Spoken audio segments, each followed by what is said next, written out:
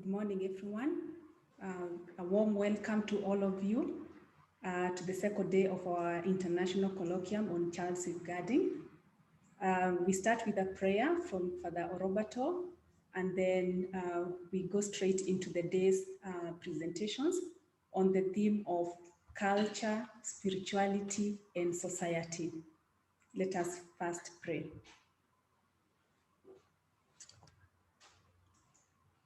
Our opening prayer on the second day of our colloquium is adapted from the message of Pope Francis for Lent of 2021. Let us pray.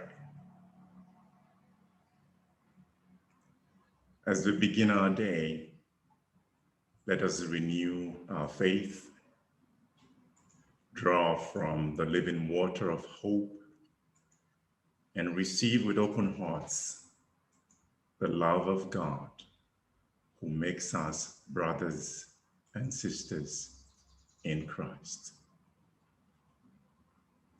Faith calls us to accept the truth and to testify to it before God and all our brothers and sisters.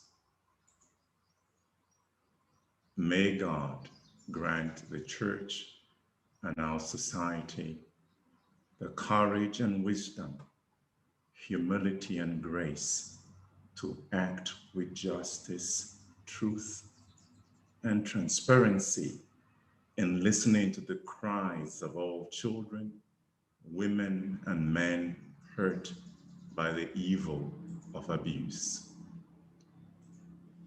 Hope entails growing in the realization that in Jesus Christ, we are witnesses of new times in which God is making all things new. May God bring comfort, healing, and wholeness to all children, women, and men broken by the sin of abuse. Love rejoices in seeing others grow. Hence, it suffers when others are anguished, lonely, sick, homeless, despised, or in need. Love is a leap of the heart. It brings out of ourselves and creates bonds of sharing and communion. May God soothe and heal the wounded hearts and broken bodies of all victims of abuse with love and tenderness that knows no bounds. Our Father, who art in heaven, hallowed be thy name. Thy kingdom come. Thy will be done on earth as it is in heaven. Give us this day our daily bread, and forgive us our trespasses, as we forgive those who trespass against us. And lead us not into temptation, but deliver us from evil.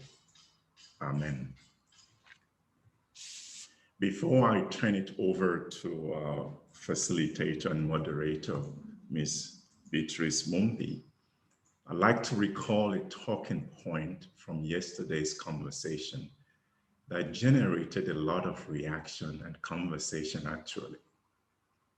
It was the suggestion that perhaps as we have a conversation like this about minors, children, and vulnerable adults, we perhaps need to hear the voice of children. The organizers of this colloquium took that point to heart.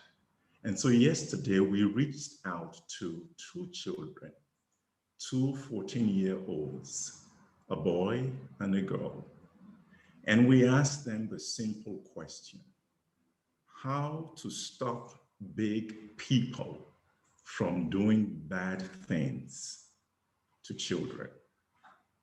And we asked each one of them to write an insha, that's a composition, on this particular topic. The boy and the girl wrote separately. And I'm going to read to you now their composition on the question, how to stop big people from doing bad things to children. I start with the girl. She's 14 years old. She's in standard 6. Her guardian knows about this and has given us permission to read her composition. I will read it unedited. Children have rights and they must be followed. There are different things that big people do to children, like harassment. Children are forced into bad groups, like taking drugs. Children are also forced not to tell their parents or guardians when they are being harassed. In cases like these, we should report straight to the police. Children have basic needs like shelter, clothes, and food. End of her composition. The boy, 14-year-old in standard 8, wrote, and I read his composition. Bad people are those people who have decided to bully children. They can be parents, relatives, or the guardians. Sometimes these bad people can do the following to children, like denying them food, caning all the time, denying them humble time to express themselves whenever they are wrong. These people should be arrested because they deny children's right, but before they do bad things to children. They should have the importance of children's rights, and a person who understands the children's rights should love and care for their children, especially when the children is an orphan. For the children to be respected, he or she should be responsible, respect, love, humble, and patient.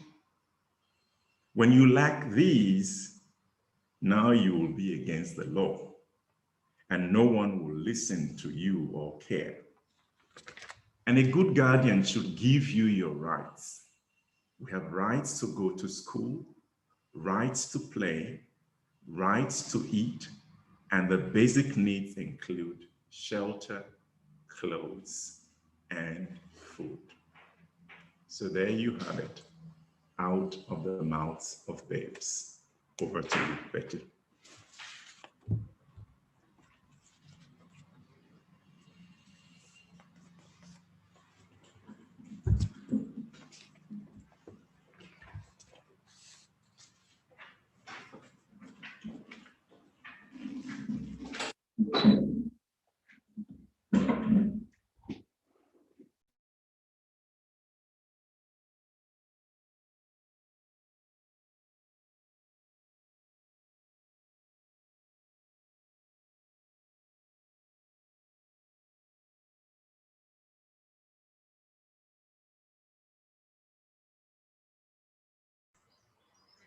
Thank you very much, Father Orobato, for the prayer and for reading those compositions from the children. It was actually very interesting, listening to that, because a lot of times we as adults might think that children don't know what they need or what their rights are. And we have it. They actually know what is right and wrong, what is right and wrong, and they know what they would need and how they would want to be treated.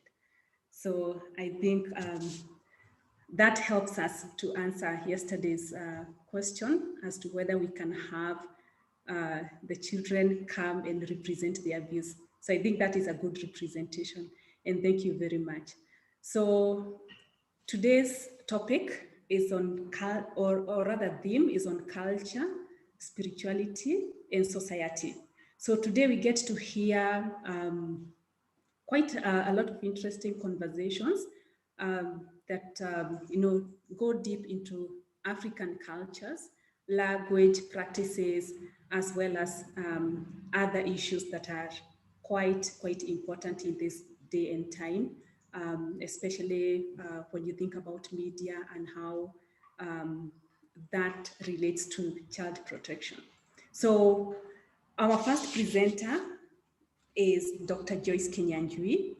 She's a Kenyan, and she leads the curriculum equity and greening projects in Kenya.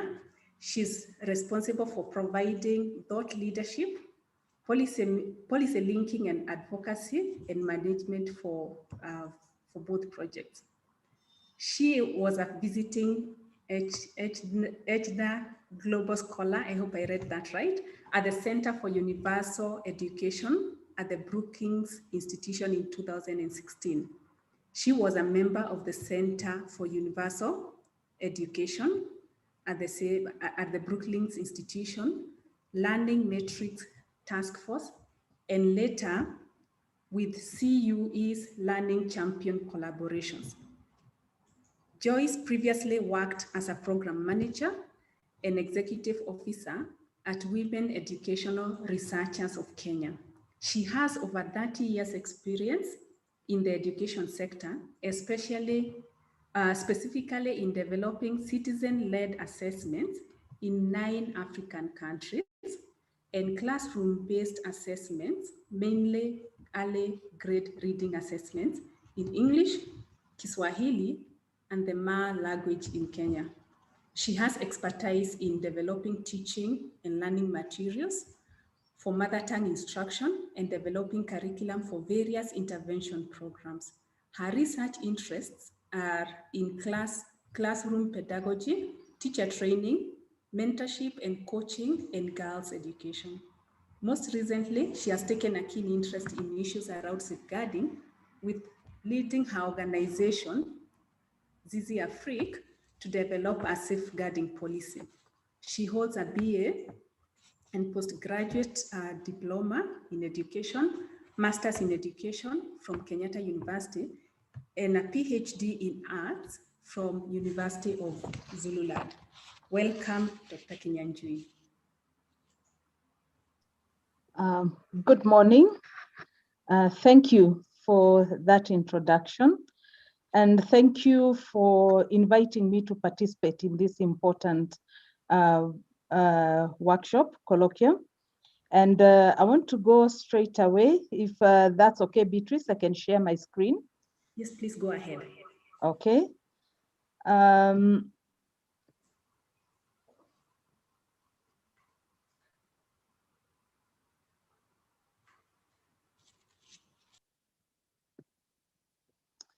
Yes, the paper that I will be presenting, we co-authored with a colleague of mine, Dr. Sarah Ruto, but today she's not able to join me, but I will be presenting on her behalf and also on my behalf too.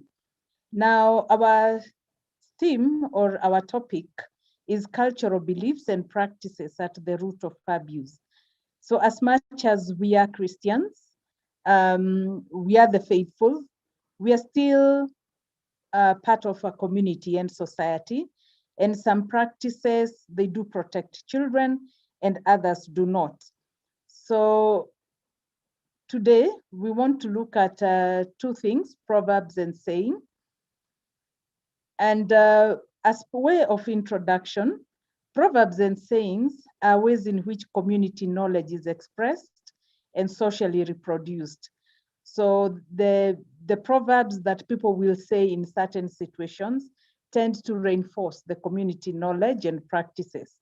Now, they also produce a lens for understanding the cultural beliefs and practices of a people. So this paper discusses the social construction of children as depicted in proverbs to gauge or assess if and how African societies safeguarded and protected children. Now, the methodology of this paper maybe I will begin on why proverbs and sayings. A couple of years ago, I think around 2014, we conducted a study on child abuse or abuse of girls in our schools. It was a national study, and we carried it out in 11 districts, and these were, had different characteristics. Some were cosmopolitan, most were agricultural focused districts, and then we also had arid and semi-arid districts. So this is a general study. It wasn't really focused on faith, but as I've said, we belong in communities. And one of the study objectives was to find out or to understand from the informant's point of view the underlying factors that led to sexual violence. And as we talked to various informants in different cultures, often in rural areas, they would refer to proverbs. So here and there, you would hear them quote a proverb, and that is what stimulated our interest to really begin to look at proverbs as a way of perpetuating violence against children. And that curiosity is what has led to today's presentation. So we did carry out interviews, but we also used written text and oral sources. And also my community is Kikuyu and my colleague is Kalenjin. And because we understand those two communities really well, you'll find most proverbs are there. Because if you don't understand the cultural context, just picking a proverb, you may not understand where it's coming from. So to be on the safe side, you'll find in my presentation, we've relied on those two, because it's not just lifting a proverb without understanding its hidden meaning or the reason or in which context it's normally given. So we've, to supplement the analysis, we've done popular statements derived also from internet search. But as I've said, we've limited that because you need to understand the context in which these proverbs are given. So the structure of my presentation is really quite simple. It's in 3 parts. And the first part is to present proverbs that justify a lower social value of girls and women in certain communities. And then the second part will simply look at the socialization of girls that allow them to accept abuse and the inferior position in society. And then lastly, we want to end on a good note, looking at some proverbs that actually exist in our communities that protect children, that safeguard and protect them. So those are the 3 levels of presentation. Now we want to begin with those proverbs that are seen to demean women. And the first, so they belittle, they dispossess, and instill an inferiority complex. And I'll begin with the first one. This from the Somali community. A woman is a child with long feet. So what really that means is however old a woman is, she's still a child. So I guess using feet is better than the entire body. But what really that means, long feet is just a nice word for the entire person. So what that means is children need to be cared for. And when you look at that community, and yesterday the issue of patriarchy was also mentioned, it means that children are seen as young, inexperienced, and need care. So that means a woman, however old, will still need care. And a child cannot be trusted to make any decision. So in other words, in that community, you find a girl can only be entrusted to the father, the husband, and the grave. Actually, the literal translation is that a girl is only entrusted to the father, and then to the husband, and then to the grave. She must be under someone because after all, she's just a child, but with long feet. So again, that care, as you can see, is entrusted to the male. So it means they make decisions on behalf of the girl, and the woman, however old she is, she cannot make decisions of her own. Now, the next one is from my community. Literally, it reads Motumia na kiojeni udumwe. What that means is a woman and a person with disability or an invalid. They actually are the same level. So one, it tells you their view towards persons with disability because they are able in other ways, but they are put at the same category. So it implies the implication is that a woman, even without a major illness or disability, there are things they cannot do, but men can do. So already that women begin, or small girls are socialized to know there are things they will never be able to do simply because they are women. And the next one that I find very interesting is Mwanake ni kienyo kiagai. This is also from my community. It simply means that a young man is a generous gift to mankind. So that tells you the value that is placed on the boy. That you know, the English doesn't quite get it, but it's like it's a big piece, is a piece of blessing, a precious commodity. And that's what boys are seen to be, you know, a gift to mankind. So that tells you the value of the boy in the community. Now, among the Maasai, they have a proverb that says, a girl just eats and then goes. So that statement tends to deny the girls their rights. So if resources are few, then they will be channeled to the boy. After all, the girl will just eat and then go with regard to marriage, because the girl is expected to get married. And the Kikuyu have a similar saying, maguna kwene, which means one who benefits another.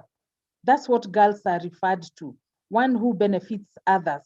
So it means the value girls will have within the family is diminished simply because she's expected to move on and benefit the husband's family.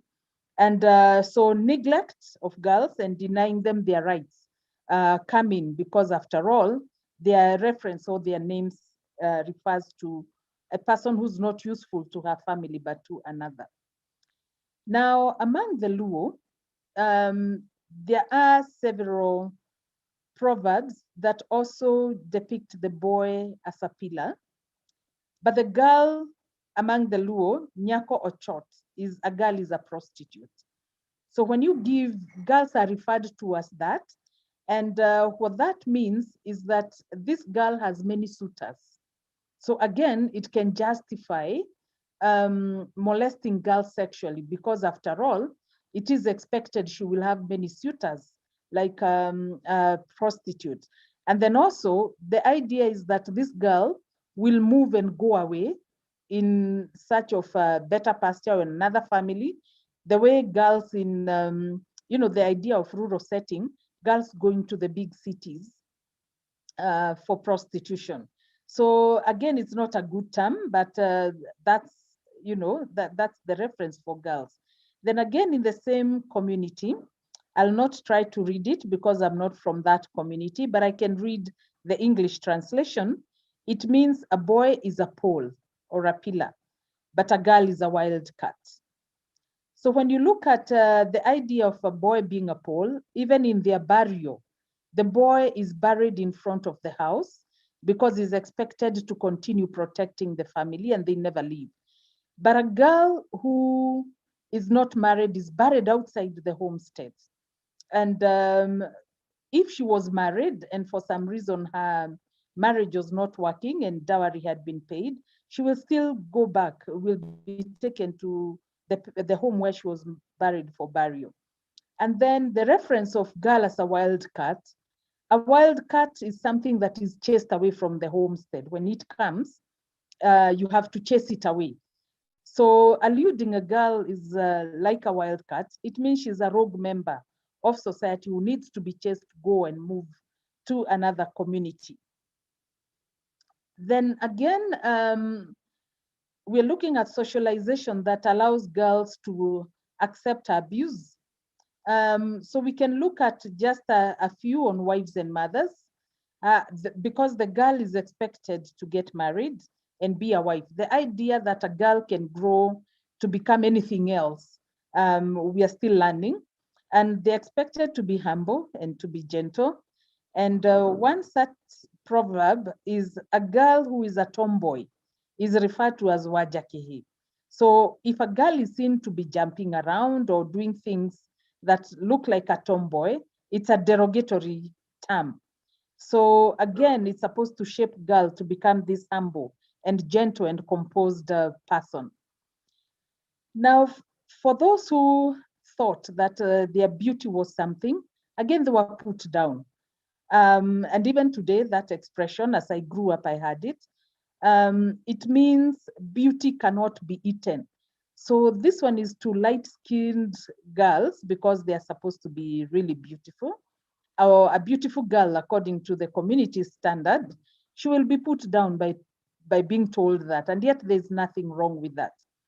And what is deemed is to be value is inner beauty of the heart. But which is true, I agree. I mean, outside beauty is really not everything, it's the inner beauty. But the community goes on to refer to a light-skinned girl as a disaster, saying the mwari mweru ni magabo no dotie koimagiri.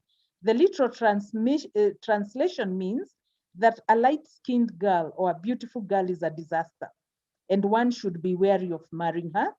But an ugly girl will fetch better dowry, especially if she's well behaved. So you can see the girl is being socialized to fit into something the community refers to as beautiful, and probably the girls who are deemed to be beautiful will be seen not suitable for marriage. Now, again, where abuse takes place, a culture of silence is perpetuated through proverbs. And one of the proverbs is Shiamo Shieti Shomo. It simply means home affairs cannot be told to the public. So it means it's the English equivalent of do not wash your dirty linen in public. So a woman, whatever she goes through, she's supposed to be quiet, not to talk to anyone about the abuse going on, because she will be seen to have taken out the secrets of the family. So women and girls who are particularly vulnerable to sexual and gender-based violence are inducted into this culture of silence. And again, the word used for a woman is motumia, which means the literal translation is one who doesn't speak out. So again, so once you're socialized to believe you can never speak out, you can never divulge family secrets, then you find that the woman is socialized to accept abuse. And the next one is women are referred to as outsiders. And when you think about it, the grandmother came from somewhere. Your mother came from somewhere. You went somewhere else. So women are seen not to have one abode. There are people who, because whichever home you went to, women were married into that home. And when you look at the weddings in the community, the one thing girls are given is a bed. Literally meaning you no longer have space in this home. And the bed is taken to your new, the place where you got married, meaning that you can never come back. So women are referred to as outsiders, and that has implication. But we can look at proverbs that actually protect children. And one of it is in Kalenjin. I'll not go into, I won't try to read it. But the translation is raise an outgrower child as you raise your own. An outgrower child is maybe the lady had a child before marriage and she gets married with a child. So it means raise that child as your own, you know, as your own biological child. And then also with the children, they also are given status within that community. And one of the proverbs they have is the hare can send an elephant. So what that means is a child can be equal to an adult, is that they are also given special place. So all is not bad and gloom. So there are proverbs that actually support and safeguard children and acknowledge their rights and their place in the family. Now, in Chinua Achebe's book, Things Fall Apart, if a child washes his hands, he could eat with kings. So again, a child can be listened to if they've proven themselves, if they are well behaved, there's a condition, they have to wash their hands. So again, children have rights to be listened to, and their opinion is also valued. And again, from the Kalenjin community, they have a saying, Kergei Moi, which literally translates to all calves are equal. Again, the equality of both boys and girls. And another proverb is Tuge Gebep, which means protect children as a hen does. So again, there's a proverb within their community that safeguards children, and the illustration is the way the hen, when there's danger, will gather all her chicks and put them under her wing. And another proverb, which I will not try to read, is it's a translation that means secrets are done out of children's watch.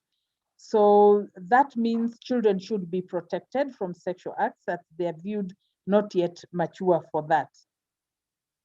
And lastly, there is a proverb among my community that says you cannot love a cow and hate the rope that tethers the cow. So this refers to a woman who has a child out of wedlock.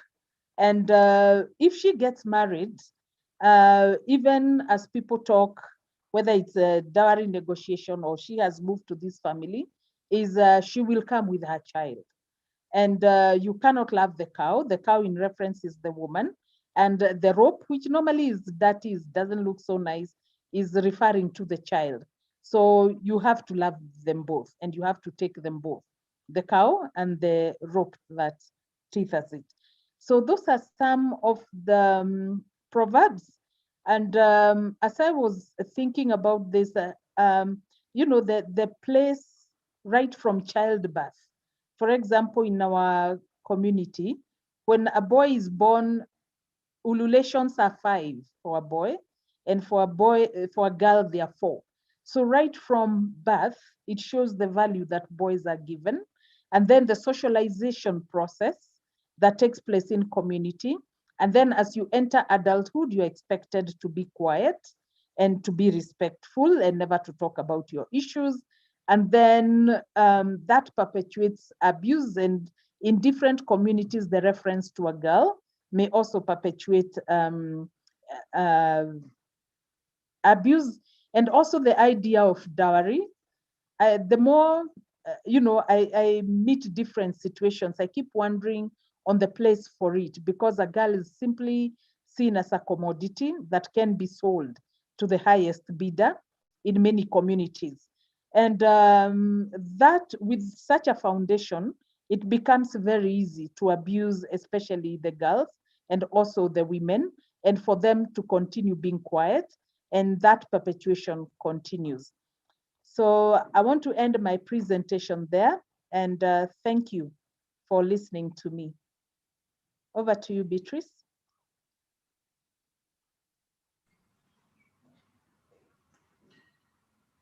Thank you so much, Dr. Kinyanjui.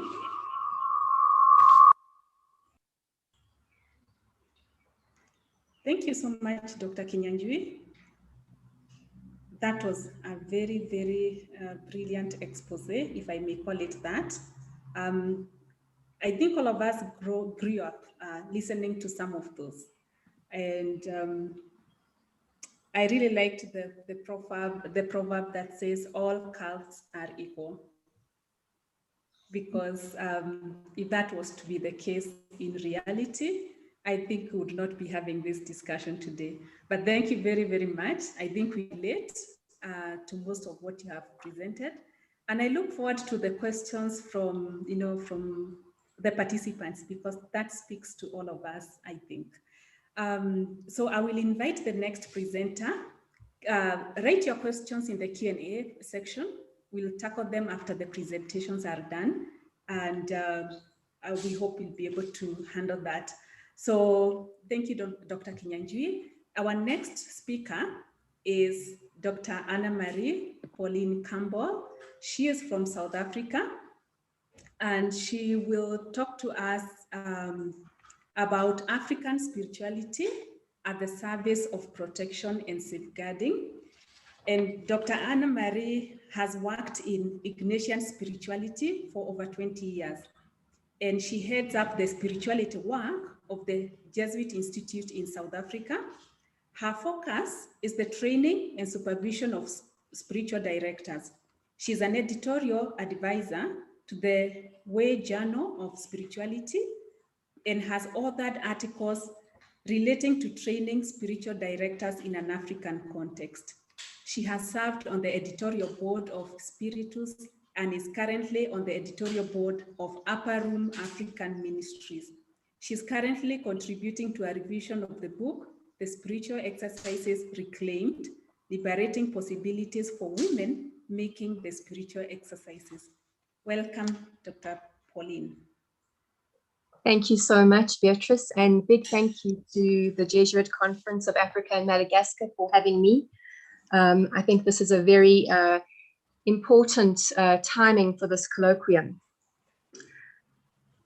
In this summary paper, I want to explore how the practice of spirituality in Africa and African spirituality enculturated in an African context, Ignatian spirituality enculturated in an African context, offer us vital resources for healing and prevention in the abuse crisis. And I'm just going to share my screen.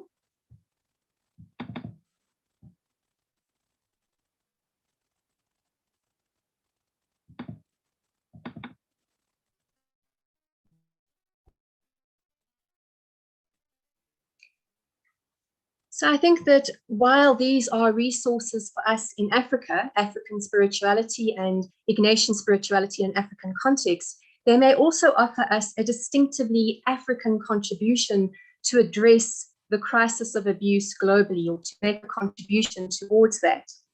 I'm going to talk first of all about African spirituality, then a little about Ignatian spirituality, and then look at how these can be resources for us. While it might be simplistic to speak of an African spirituality, as Africa is a complex and multifaceted reality, it can be argued, I think, that there are fundamental values and underlying tenets. African spirituality has significant and distinctive gifts to offer, and as John Mary Waligo reminds us, no sane society chooses to build its future on foreign cultures, values, or systems. African spirituality is fundamentally life-affirming and offers much-needed resources, both for healing damage done through abuse to children and vulnerable adults, and for creating communities which are protective. Isaac Kiyaka, in a 2007 conference on the spiritual exercises and African spirituality and culture, identified 4 essentials of African spirituality, which I'm going to take the liberty to use as headings and then explore a little further. The first is firm and profound reverence for the eternal mysteries.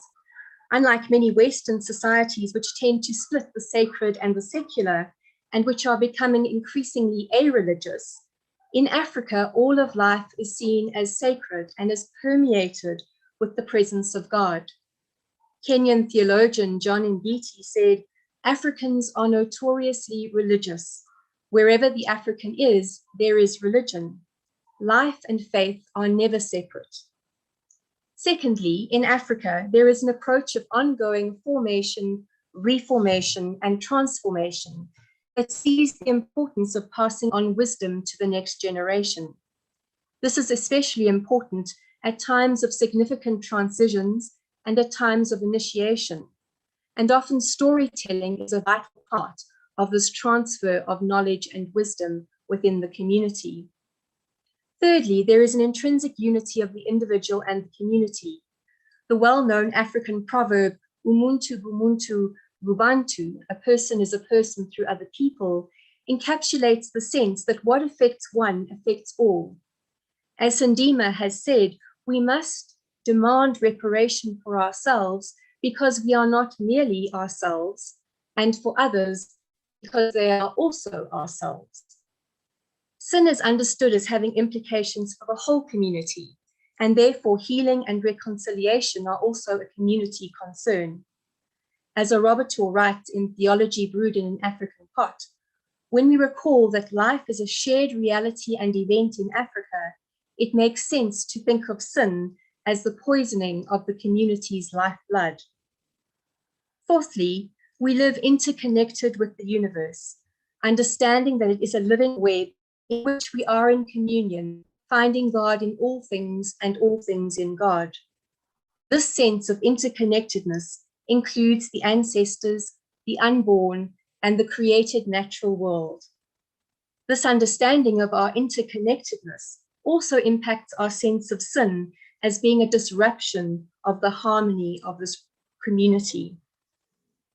Research done in the South African context also highlighted some other dimensions, which I think are generally true in an African context. Faith is rooted in the family. People have a strongly transcendent image of God. Traditionally, when people need guidance, they will often tend to seek out an older person, an elder, usually someone of the same gender. Rituals are important. These are intentional and sacred actions done at moments of transition or when healing is needed. According to Laurenti Mageza, all of morality is life-centered in the African understanding, and so anything that damages or diminishes the fullness of life is seen as sinful.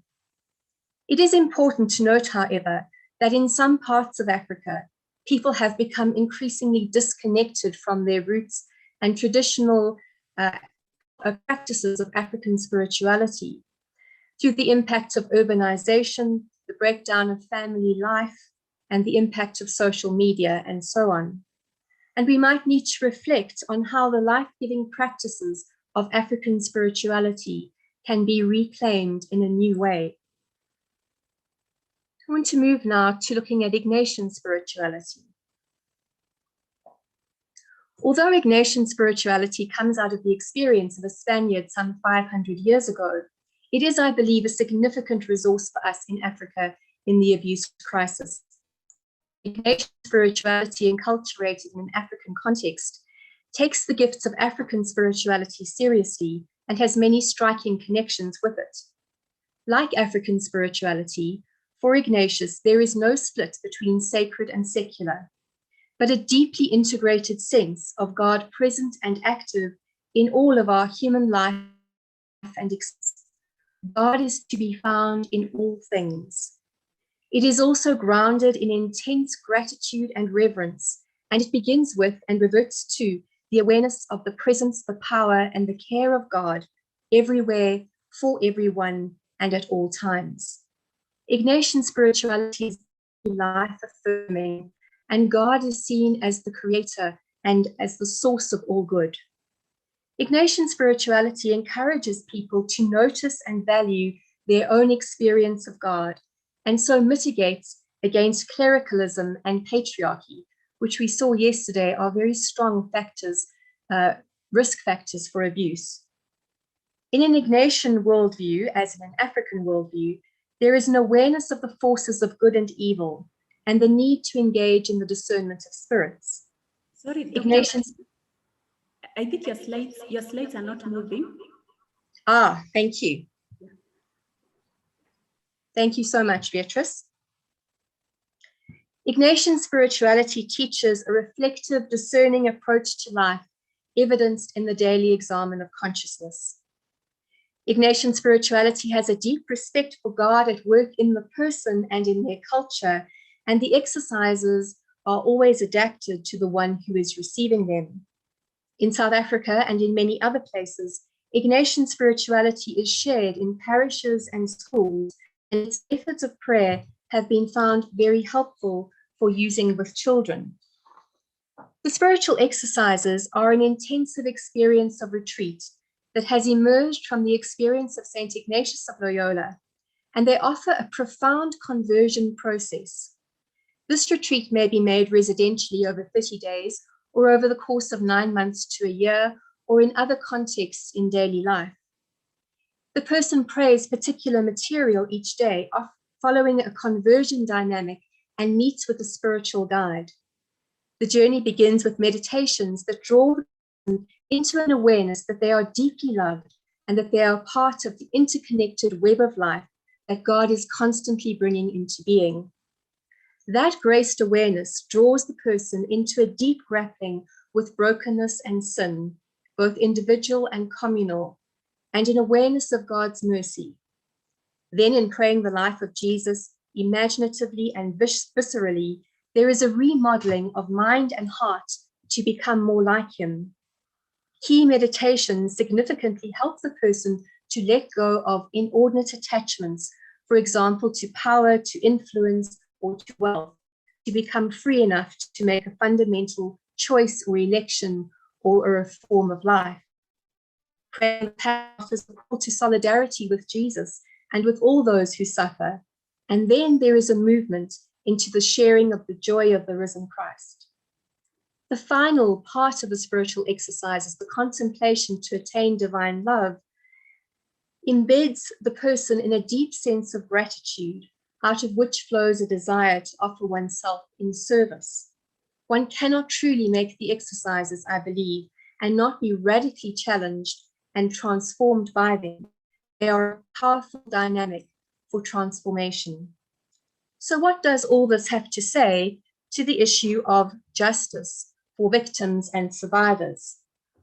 While much work has been done globally, and important work, on the vitally important issues of legal and criminal justice and financial restitution, in Africa, justice also entails a dimension of a strong emphasis on spiritual and emotional healing. Sin, and therefore abuse, in Africa is seen far less as an individual act of law-breaking only, and more as something which impacts the whole community, and therefore processes of healing and reconciliation which are communal are needed. The whole community is impacted and must share in the journey towards healing. A powerful resource we have in the African context is the value of community as a place where healing can happen. If we look at the work done in Ignatian spirituality in South Africa just after the atrocities of the apartheid time, people needed a safe communal space to share their stories and their pain. In the Jesuit Institute, we offer facilitated group experiences of prayer and communal sharing as a retreat journey in daily life. In the experience of listening to people share their stories in the context of a community of prayer, people found a sense of solidarity with others, of catharsis, and of being able to voice the questions they had about where God was in their suffering. Being heard was experienced as healing. Over time, many also experienced healing of their image of God and self, and a renewed sense of their own dignity as created in the image and likeness of God. Similarly, perhaps in relation to the abuse crisis, retreat spaces could be created in which people could share their stories with others in a confidential setting. While in many parts of the world, victim survivors might not wish to go near a church or religious context to do this, as their trust in the institution has been shattered. In Africa, it may perhaps be a little different. Here, there is no space between people's religious lives and their spiritual lives in many places. So there must be places created in the church for those sinned against and their family members to be heard, for the lament of one person or family to be held as the lament of the community. Such retreats would probably need to be facilitated by lay spiritual directors, as those who have suffered abuse by a priest may find it too unsafe and painful to share with another priest. Given that in many parts of Africa, there are still very few lay spiritual directors and women spiritual directors, many more need to be trained urgently. This is also vitally important, as in many places there are few mental health resources that can be accessed. Spiritual directors with a particular interest in working with children and young adults may offer retreats in schools for children and also work with catechists to help them to empower children with regard to valuing and deepening their relationship with God. At some point in their healing journey, people may find great power and comfort in the use of symbol and ritual. According to Raymond Mosher, most rituals exist because they help connect everyone and everything back to the circle. Ritual may be a significant part of the healing process. The community may feel called to prayer, penance, and fasting as urged by Pope Francis, one way to take collective spiritual action to begin to restore balance and harmony. However, great care should be taken not to ask this of victim survivors, lest they be given the impression that they are in any way responsible for what has happened to them. The prevention of the sexual abuse of minors. As we heard several times yesterday, it takes a village to raise a child. The community needs to go back to the sense that the child of one is the child of all, and each must look after the children of the community. Children are helped to develop a positive image of God and self through African and Ignatian spirituality. This may be a protective factor, as they may be less vulnerable to grooming by predators. Children can be offered Ignatian imaginative contemplation exercises adapted to the age, the developmental level and stage, with short guided meditations, or using the godly play method of imaginatively engaging with a biblical story in a listening circle and bringing to it their own experience of life. Children have a spirituality, but very little attention has been paid to it, and to allowing them space to explore and be helped to find language for their own experience. Instead, they are all too often catechized with information in a way that stifles their own innate experience of God. African and Ignatian spirituality in relation to structural enablers of abuse. Clericalism and isolation have been identified as risk factors for the abuse of children. African and Ignatian spirituality may help in the following ways. Priests, especially diocesan priests, should be encouraged to remain connected with their family and community so that they do not feel so isolated. Seminary formation should include women and laity as spiritual directors. This could be a way of helping seminarians to shift clerical and patriarchal mindsets. More well-trained spiritual directors, including laity, should be trained in spiritual accompaniment models appropriate to an African context. Priests should receive regular spiritual accompaniment and reflective supervision of their pastoral work. The spiritual exercises could be offered in some form to all seminarians, whether individually or in some kind of group process. This could also be helpful for teachers in Catholic schools and for catechists. The exercises can be offered to laity as a way of growing confidence in their own relationship with God, and thus help shift unhelpful power dynamics that can create a climate for abuse or for the lack of reporting of abuse. The conversion of ecclesial and societal institutions. These are some suggestions in this regard. Perhaps offering the spiritual exercises to people in leadership positions in church and society. This can be transformative of those individuals, and as they are embedded in families, in parishes, and other societal structures, these can then be positively impacted, a multiplier effect or a trickle-down effect. Perhaps into communal models of decision-making. This may facilitate transformation in ecclesial and societal institutions. Currently within the church, decisions are overwhelmingly made by a male clerical hierarchy without dialogue and conversation with the laity, who are equally part of the church and who have different perspectives and wisdom to offer. One could perhaps draw on the African idea of the elders and community coming together in listening and dialogue to address important issues in what in different parts of Africa has variously been termed indaba, lechotla, or palaver. This process of the community coming together to listen and have conversation and dialogue around particular concerns and issues has some similarities with the communal discernment processes of Ignatian spirituality. In communal discernment, there is an explicit intention to listen for and discern God's invitation in and through the experience of those present. Each person would consider the issues being discussed in prayer, listening for the inner movements of the Spirit, where there is a sense of greater faith, hope, and love. And as they share the fruits of their prayer with one another, the group try to listen and sense God's invitation for the community. These are healthier models in which more voices can be heard. It would be important, though, and this would have to be a shift in terms of perhaps of how Indaba is normally used in the African context, to have all the voices be heard, the voices of women and men, of laity and clergy, and even to make space for the voices of children old enough to take part. Such communal processes could be begun at the level of families, parishes, and schools. In conclusion, the impact of clergy sexual abuse on a child and on their family and community is profound on every level, but perhaps none more so than on their image of God and self and on their sense of connection to the community. This is where African and Ignatian spirituality can make an immense contribution to their healing through the creation of safe, sacred spaces where children, their parents, and community can share their stories and their pain.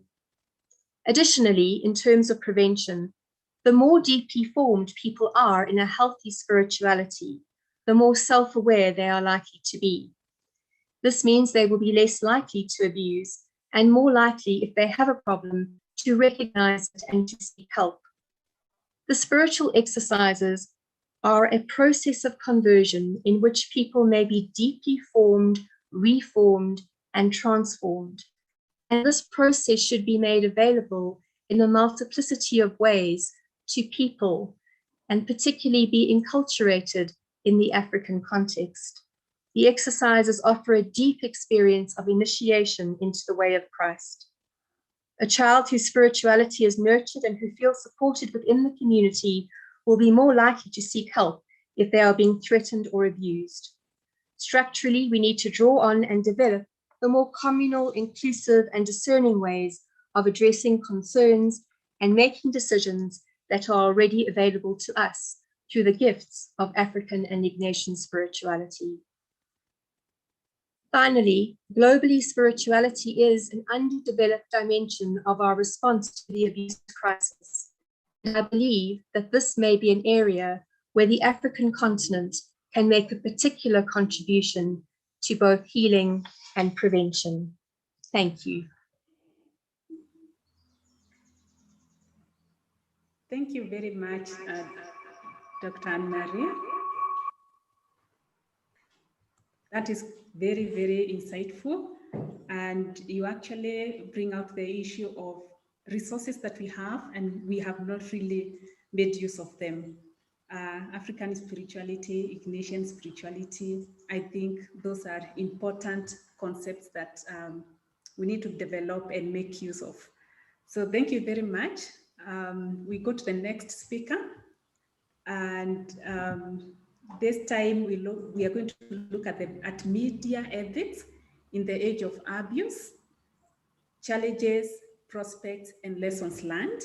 And our speaker will be Father Russell Pollitt, who is a Jesuit priest and director of the Jesuit Institute in South Africa. He was born in Pretoria and ordained a priest in 2006 in Johannesburg. After ordination, he worked at Holy Trinity for 7.5 years. And during that time, he established a number of outreach ministries to people on the margins. After his time in Johannesburg, he went on to do further formation in Portland, Oregon, USA. In 2014, he was appointed to head the Jesuit flagship work in South Africa, the Jesuit Institute. He holds a BA with majors in sociology, in social, cultural anthropology, and a master's degree in theology with an emphasis on communication. He has experience with various media outlets, having often commented on radio, written for various newspapers, and appeared on television. He's a well-known commentator on Catholic Church affairs in South Africa. He has also dealt with media in managing abuse-related cases in the church. He has previously served on the advisory board of the Social Communications Department and the Justice and Peace Department's Gender Desk of the Southern African Catholic Bishops' Conference. He has directed retreats in South Africa and in California. Father Pollitt has worked at Vatican Radio, covering the last two global synod of bishops called by Pope Francis. He is interested in the impact that communications technology has on society and spirituality, and has done work on that for schools in South Africa. Welcome, Father Pollitt. Thank you, Beatrice, and thank you to the Conference of Africa and Madagascar for this opportunity to be part of this colloquium. I'm going to jump in straight away with an account that captures the two extremes of how the media have been perceived by the church in the sex abuse scandal. In 2010, I attended a conference on new media, which was run by the Pontifical Commission for Social Communications in Rome. And the opening mass was presided over by the Secretary of State, then Secretary of State, Cardinal Tarcisio Bertoni. And I was quite taken aback in his sermon, with hundreds of media practitioners present. He rebuked the media for bringing the church into disrepute, for not being loyal, and for the embarrassment that the media brought upon the church in the ongoing expose of sexual abuse by Catholic clergy. He went as far as saying, if I remember, that the Catholic media in particular should have been better at protecting the good name of the church. Fast forward to the end of that conference in an audience with Pope Benedict XVI, the Pope said almost exactly the opposite. He thanked the media for their work, for holding the church accountable, even if it was painful. It was encouraging and a sobering address in which the media were asked to continue to do what they were doing. This experience shows the two extremes, or the two reactions to the media in the midst of reporting on what history will surely judge as one of the biggest crises the Catholic Church has had to face. The media has been blamed and praised by the church for its expose of abuse by clergy. Perhaps of late, thinking like that of Bertoni is less common. In June 2019, Monsignor John Kennedy, the Vatican official heading up the department tasked with reviewing sexual abuse allegations, told an assembly of Catholic journalists that his investigators and the press, and I quote, share the same goal, which is the protection of minors, and we have the same wish to leave the world a little better than how we found it, close quote. Make no mistake, the media has not always got it right. There have been certain biases in both the Catholic media and the secular media. But that said, it seems to me the unfortunate outcome is the fact that the church could not, and in my opinion still cannot, hold itself accountable. As Albert Einstein says, no problem can be solved from the same level of consciousness that created it. After decades of silence and denial, the media have played a crucial role in forcing the Catholic Church to begin to own up to and take responsibility for abuse. But this is much more complicated because we know too that the media, law enforcement, legal fraternity, and even families have been complicit in their silence about sex abuse, often turning a blind eye to what they knew was happening because of the social and economic forces at play. This is well portrayed in the 2015 film, The Spotlight. So I want to just say a couple of things about the media, a couple of things about the church, and then specifically the church in Africa. First of all, the media. We need to have some understanding of the media. The media is not simply one conglomerate, and not all media are the same. There are local media made up of various forms like publications, TV, radio, digital, that work in specific contexts. There are national media and there are international media, all of which can be secular solely, they can be Catholic, or they can be a hybrid or a fusion of both. So media is a very broad term and opens a wide spectrum. We must differentiate between those forms of media that have as their mission reporting on current events, politics, news, economics, as well as those that have a more exploitative and sinister objective. For example, the production and spreading of pornography, and even that can be divided into pornography in terms of adults, and then pornography in terms of children and trafficking and so forth. The media world has become much more complex in the last 15 years with the advent of many different forms of digital or social media. This has also enabled ordinary citizens like us to have the power to broadcast in our pockets, so-called citizen journalism. All you need now is a smartphone and you can tell the world a story. We also need to remember that in secular media, the structures and machinations of the Catholic Church are, for the most part, difficult to understand. And this adds another layer of complexity to reporting on the church, and specifically on issues like clerical sex abuse. I mean, as an aside, we have not, in my opinion, done enough to build relationships with journalists, with publications, so that we can better help them understand the way that the church operates.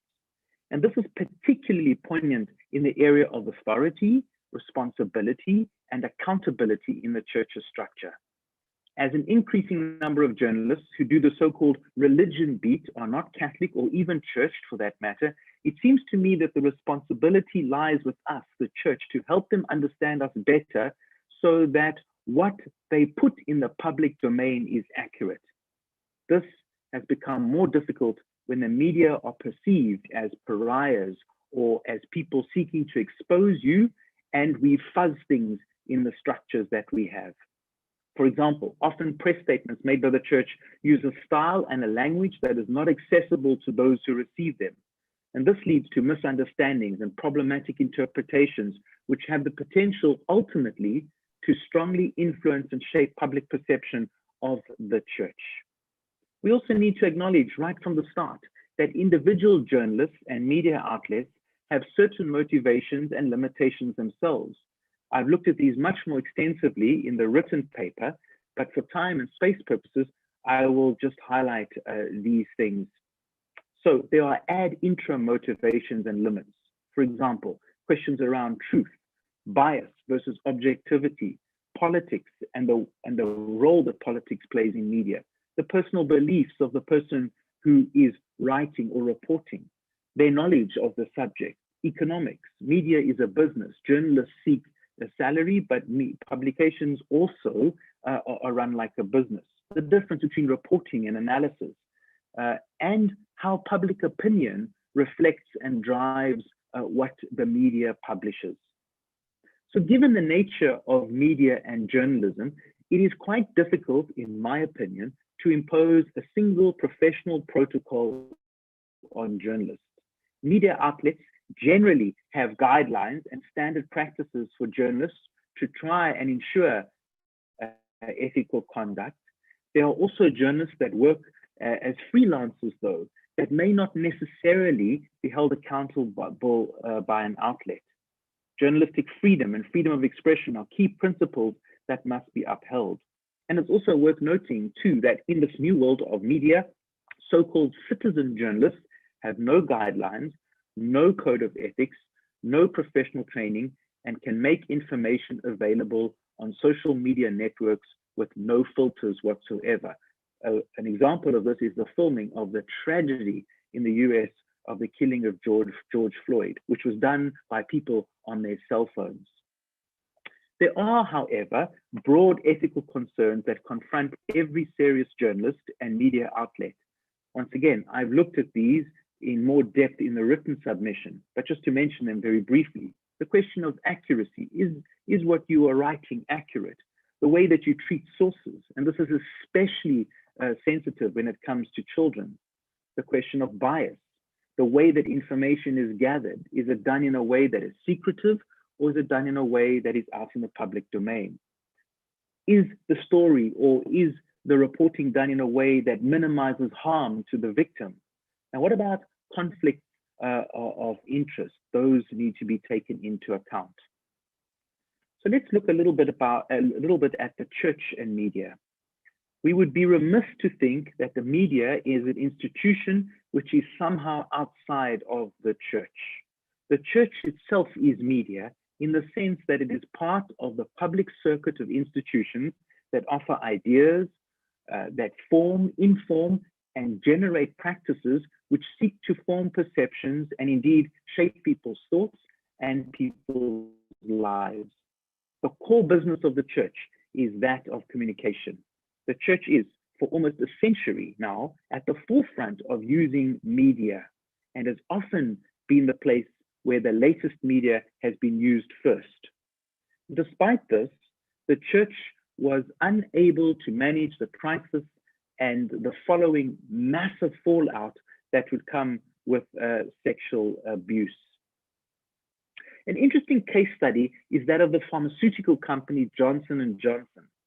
In 1982, the company managed a massive crisis in what is now considered to be one of the most effective examples of doing so. And I think we can learn something from this. The company was plunged into this crisis when 7 people died in Chicago from using Tylenol extra strength pills, a product of Johnson & Johnson. And across the USA, people panicked as the news broke. And Johnson & Johnson launched a public relations campaign to save its integrity and that of its most profitable product. Tylenol is still a well-known and used brand today. What did they do? Johnson & Johnson alerted customers across the country using all the means at their disposal not to use the pills until further notice. They recalled all Tylenol capsules from the shelves and stopped advertising it with immediate effect. The recall included 31 million bottles of tablets with a value of more than $100 million in 1982. By doing this, Johnson & Johnson communicated to the public that their welfare was first and foremost uppermost in their minds. They also ensured that the company was candid, contrite, compassionate, and committed to protecting the public. The company engaged media as a partner in getting word out, and in so doing, established relationships and enlisted the help of their customers, the police, the Food and Drug Administration. And by doing this, Johnson & Johnson became an integral part of the solution and not just the source of the problem. And that's key, to become part of the solution and not just the source of the problem. I'm not sure the Catholic Church has become part of the solution yet. They also managed to regain public trust and ultimately save the product and the company. They have managed an effective and ethical crisis communication strategy. So, the sexual abuse crisis has on many levels, and not just in the area of communication, been handled very poorly. The narrative that has emerged about the church has given way to the court of public opinion, judging the Catholic Church harshly. Sometimes one is tempted to think with little prospect of redemption. The crisis has had multiple effects on things like the faith of ordinary people, the ability of the church to be trusted, the value of priestly celibacy, the morale of the clergy, the church's authority in sexual ethics, the structures of governance in the church, our education institutes, to name just a few. The way that the crisis is handled reveals much more about the nature of the institution and the individuals who are part of that institution. There are a number of lessons that we can reflect upon from the way the crisis was handled in the Western world, which I hope will assist us in our own context. First and foremost, we cannot ignore or deny that there is a problem. Secrecy and lies have exacerbated this problem. We have been unable to admit the problem within the church, let alone to the outside world. And so the church's credibility is not at stake. For many people, the church does not have credibility in this area at all anymore. Dealing with abuse must be managed with a newfound integrity in which telling the truth, no matter how painful it is, must be first and foremost. At the center of our concern should be the victim and not the institution or its reputation. This seems to have been, in my opinion, one of the biggest failures in the church's handling of abuse. The emphasis was on institutional reputation, the institutional bank account, and not victims. And this led to what one can call the concept of goal displacement. The protection of the institution became more important than the mission of the organization, which in the case of the church is to care for the victims of injustice. The third thing we can learn is that hiding behind bureaucracy is no longer going to work. The structure of the church has been used in such a way that people could hide behind bureaucracy and hierarchy. it was often difficult for journalists to get information as they were passed from one structure to another. And many victims had the same experience. Like soccer balls, they were kicked between different people in the church's structures. This causes frustration and ultimately an antipathy, especially when someone is trying to do their job and to do it well and with integrity. We can no longer allow people to be pushed around in structures where they never get an answer. And the global narrative on abuse in the church has already been established by the Western world and the media. The African church is tainted by the perceptions that are already widespread. And so we have an extraordinary challenging opportunity to ensure we handle the crisis differently. We will only be able to do this when we use the media at our disposal well, and we are willing and able to engage in an honest manner. We need to move beyond mouthing the right words. We've been doing that now for a couple of years by ensuring that we have structures we need to deal with abuse. This includes structures that ensure that communication about abuse is done competently, with sensitivity and with honesty. The great challenge that faces us is to move beyond the right words to an effective management of the situation as it really is. What are some prospects for the African church? The African church can and should handle this crisis differently. African culture, for the most part, is largely relational and therefore should contribute to the way forward.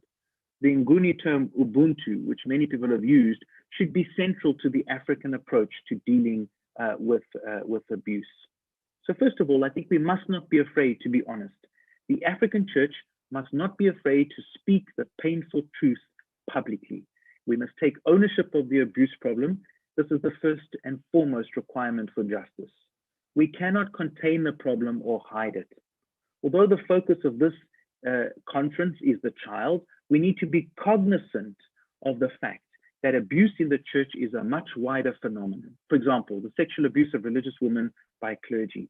We need to be ready and willing to face this. So the desire to keep things in the family is short-sighted and misguided and has led to much more pain than the actual abuse itself as well. And this will be a challenge too for us in Africa. The temptation, I think, to do this is great, to always keep it in the family, to be secretive. In the midst of a crisis, the focal point is often how to control the damage in order to preserve public legitimacy and trust. But this must be done in a way that ensures justice for victims and survivors and perpetrators, church personnel and the people of God. The responsibility is first to the wronged, but we should not be short-sighted, and we should remember that the whole institution is affected by abuse. In the United States, I don't think for a long time they realized how deeply this affects the whole institution, the very core of the institution. Leadership. At the core of the abuse crisis in the USA, I think, was the failure of leadership. There was no willingness, strategy, and vision to deal with the crisis and the media. The African church can learn from this and can immediately begin to form leaders in a mindset that will not allow the problems to grow to an unmanageable scale. This should be an urgent and immediate task. And this must include examining our own structural problems, our openness to dialogue about this, our willingness to talk about sexual abuse in the public domain, as we are doing now. There is no doubt that structural reform is needed. The beginnings of this are perhaps visible in Pope Francis's synodal way, and more specific to the abuse crisis in the motu proprio Vos Estis Lux Mundi. But I think on local levels, we cannot simply just wait for Rome. We have to be ensuring we have the structures to be able to do this. We need to get on and do this. The African church must accept the fact that we carry the burden of high expectations. This is both in the sense of that people do, and I think rightly, expect a high ethical standard from church personnel, and also because there is the expectation that we would have learned from and not replicate the way the abuse crisis has been managed in other parts of the world. The African church should seek to set up systems of appropriate accountability, and this links into what I said about structure. This includes a recognition that we are not only accountable to internal structures, but we are accountable to the people of God, and we are accountable to the world at large. Media professionals should, for example, know who to contact and have someone who has the authority and is accountable to deal with a crisis when it breaks. The idea of systems of accountability is not foreign in many African cultures. It would be helpful if some of these systems were studied so that the response of the church is simply not reacting to what we have learned, but really embeds a just way of acting from local context, from local structures, from local cultures, so that we can deal justly with this massive problem. Building community and fostering trust is an important professional value in dealing with the abuse crisis. Building community and fostering trust with the media will be an important step forward for the church in dealing with this. The media should not be seen as the enemies of the church in facing the scandal of abuse. How can the church work together with media in pursuit of the truth? This will not always be easy, but it seems to me to be much more empowering and a much more empowering model than the one which seems to have played out in other parts of the world where it was the media versus the church. We need to employ and train personnel to deal with scandal in a professional and competent manner. We must have trained and skilled personnel, specifically communications personnel, as we must have people who can do counseling, as we have people that we can refer victims to. We know what is at stake, and we can only handle a crisis in a manner which ensures that victims are afforded the justice that is their right. And communicating this clearly and succinctly is part, in my opinion, of the structures of justice. What can we in the African church learn from the wider society about handling a challenge like the abuse crisis? It would be good for us to study secular examples like the Johnson & Johnson's one that I've cited in this paper, and not just look at what the church has done in other parts of the world, because sometimes we can learn from secular examples as well.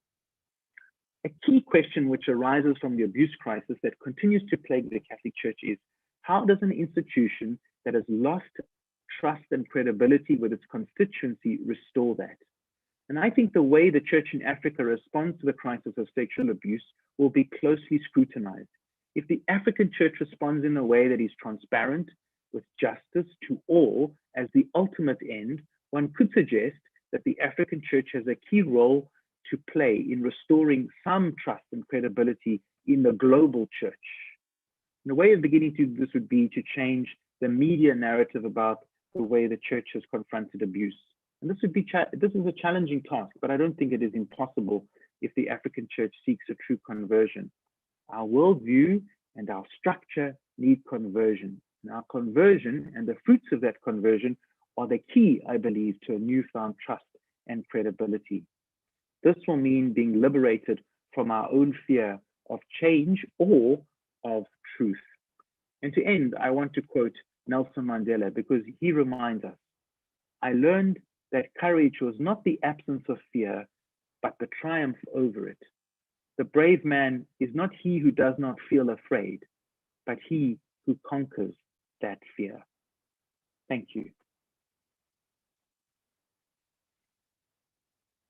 Thank you very much, Father Ras. Quite a lot to learn from your presentation. And I think the key one is that the African church has a lot of examples, a lot of opportunities to learn from what has happened elsewhere. Also from how the media has handled or has reported various concerns involving the church in other places, and how that can be harnessed in Africa. Thank you very much. It was very, very insightful. I think at this point now I'll go straight into questions. And the first question will go to Dr. Kinyanjui. So your talk made me think that we might need to look at the language we use so that we do not perpetuate demeaning women, girl, child, or any group of people. Maybe consciously using a language that creates positivity so that the future generations will have life-giving proverbs. What do you say?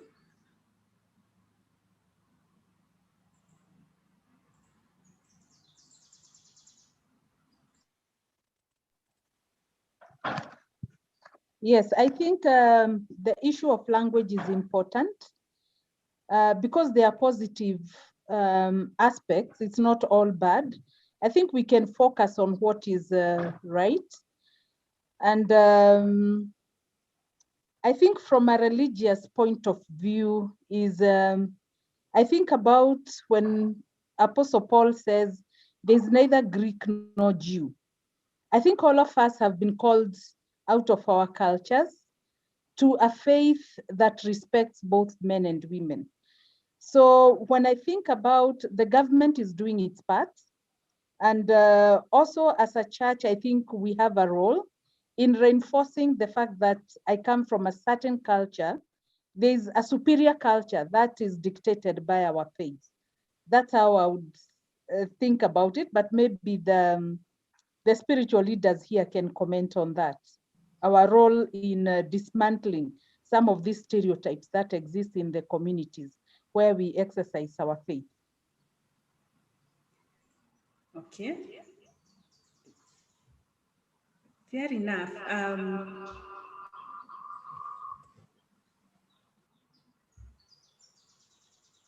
Fair enough. We will address that as we continue. Another question still to you, Dr. Kinyanjui.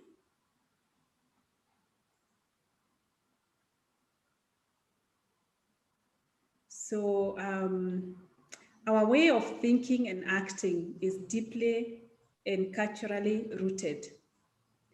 How would we be able to change such an issue? That we behave the way we do and think the way we do because of, living in a deeply cultural community. Yes, I think, like I have mentioned, I think the church can play a very big role in addressing some of these negative cultural practices that are not backed by our faith. So the way I normally view, you're first and foremost a Christian, and then you're part of issues of your culture come second. Your faith, the word of God should always take preeminence.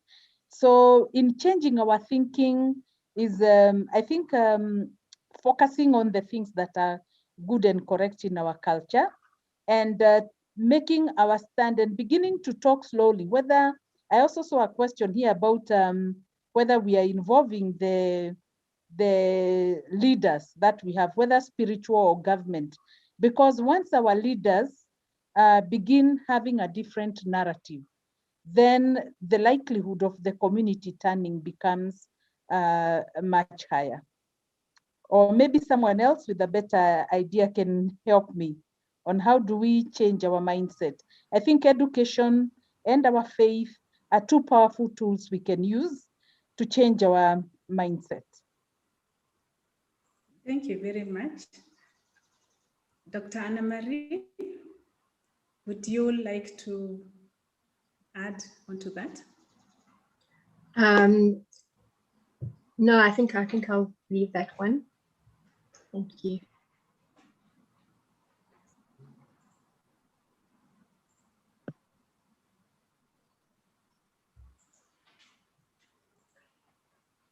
Anne-Marie? Yes, I can hear you now. Thank you. I was battling to hear there.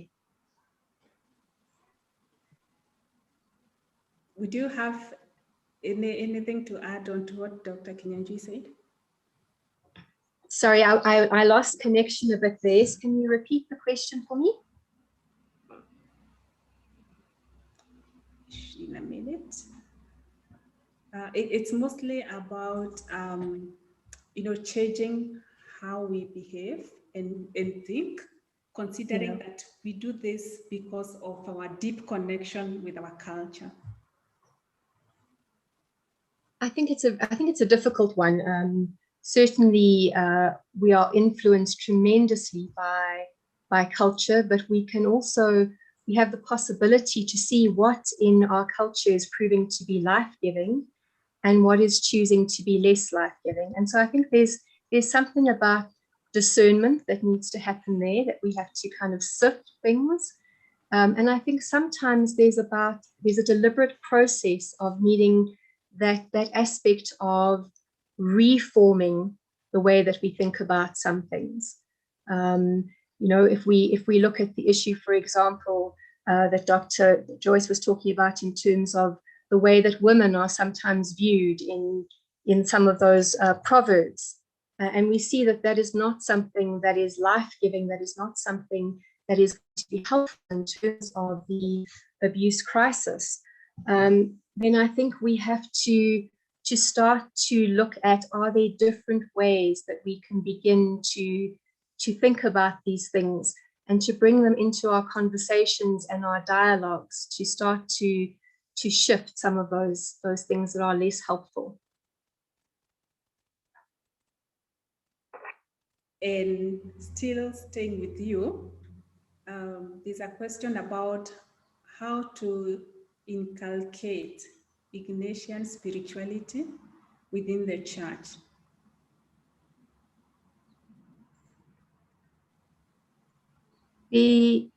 I think that it's a question. I see there that there's also an add. It's added a bit about the fact that there's sometimes conflicts and it can be difficult between different communities. I think that it starts really at very much at grassroots level, that we have to look at what is happening in our particular parish communities, church communities, family communities, and to begin there. And I think it's very much a thing around experience. It's not so much about information as it is about helping people to have an experience of God that can be transformative for them. What we've done here in South Africa is that we've put together some different kinds of retreats that bring in different aspects of African spirituality. For example, things around using ritual in retreats, using singing, using the idea of ancestors and dreams, just trying to really make a bridge and a connection between people's experience of their faith and their cultural experience as well. And I think that there are ways that we can do that, but we have to start small in our own communities, our own settings, to be able to look at what's important culturally, what's of value, and how does that connect with a sense of Ignatian spirituality. And very often you can find that there's a way that there can be a connection or an interplay that is helpful and fruitful.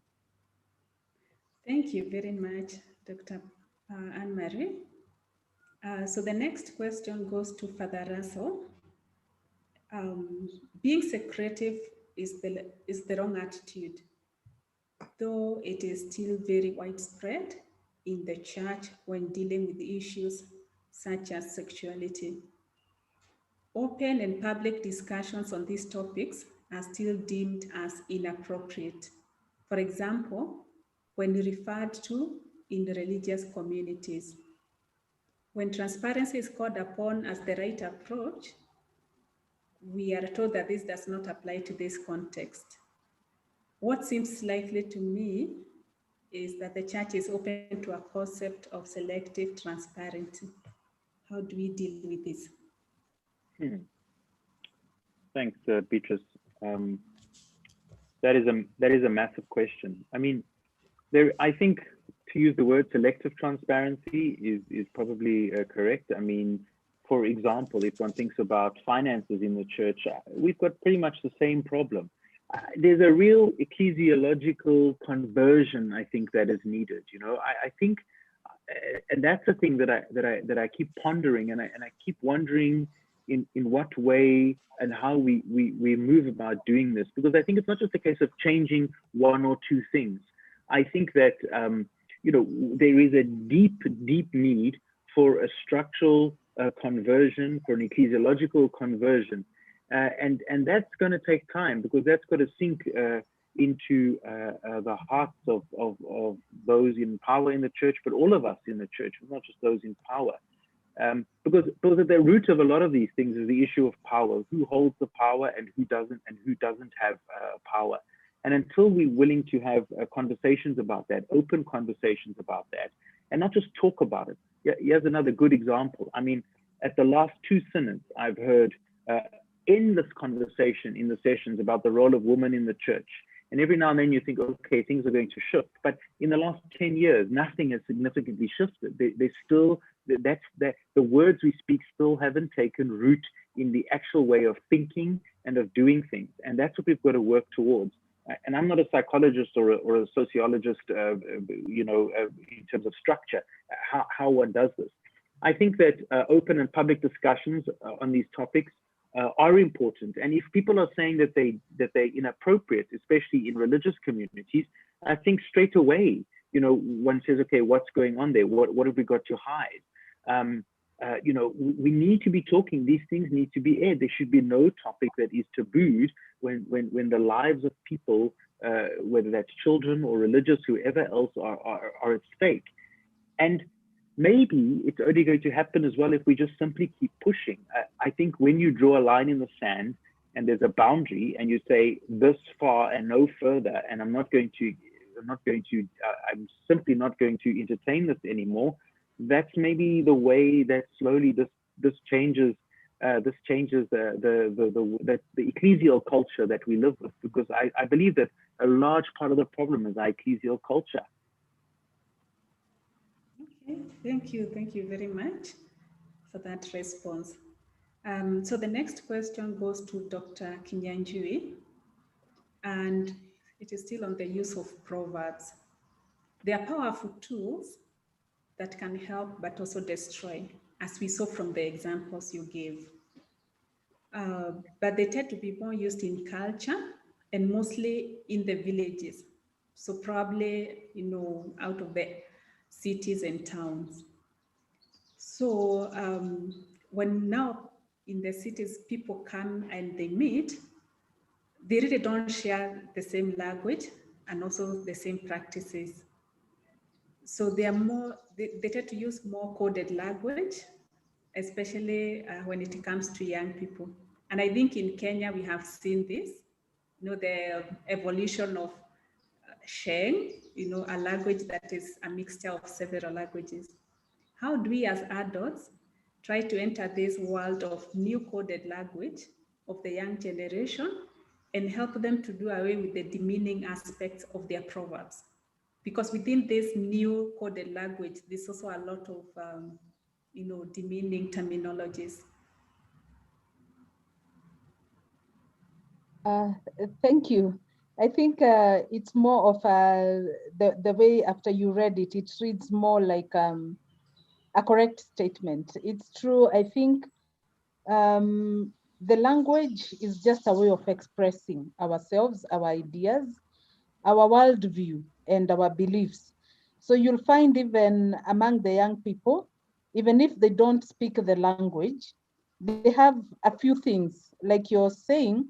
You just need to listen to the FM stations and you'll be surprised at what their view of women. So I think regardless of the language, it's the view that we as Africans and even the world, they view women. And as Anna-Marie said, I think it's a bigger discussion that we need to have. And we who are adults raising children is setting a good example on how we respect, we show respect to our children, and the language and the things we say is what keeps perpetuating the views that we have about women. And as I said during my presentation, there are also very positive aspects of our culture that respect the place of women. And also our faith, the Bible is very clear on the place of women. So I think it's positive, continuously reinforcing the positive things and looking and working with the leaders. I think if leaders have a different mindset, the likelihood of that trickling down to our children and the youth will be greater. But it is a complex thing, because the way we socialize our children will determine how they too socialize their own. So it has to start somewhere with the adults, and even with this colloquium, what happens as we go back to our communities, as we go back to our churches and the faithful, who are there? What message do we want to give? And how do we use our faith in removing some of those cultural practices that are not good while retaining that which is positive? Okay. Thank you, Beatrice. Thank you very much, Dr. Kinyanjui. The next question goes to Dr. Anne-Marie. And it says that I found your presentation very interesting. I liked the role that the spiritual exercises can play in the journey of healing as well as prevention. How would you suggest that bishops and religious superiors should promote lay and women spiritual directors in countries where funds for safeguarding are not easily available? I think that's a wonderful and important question. I think that one of the things that we need to try to do is to make training really accessible in places where there isn't a lot of funding. In South Africa at the moment, we have a large number of lay people who've been trained in the work of spiritual direction. And I think that that has really been a powerful resource. And it's something that could happen in many places.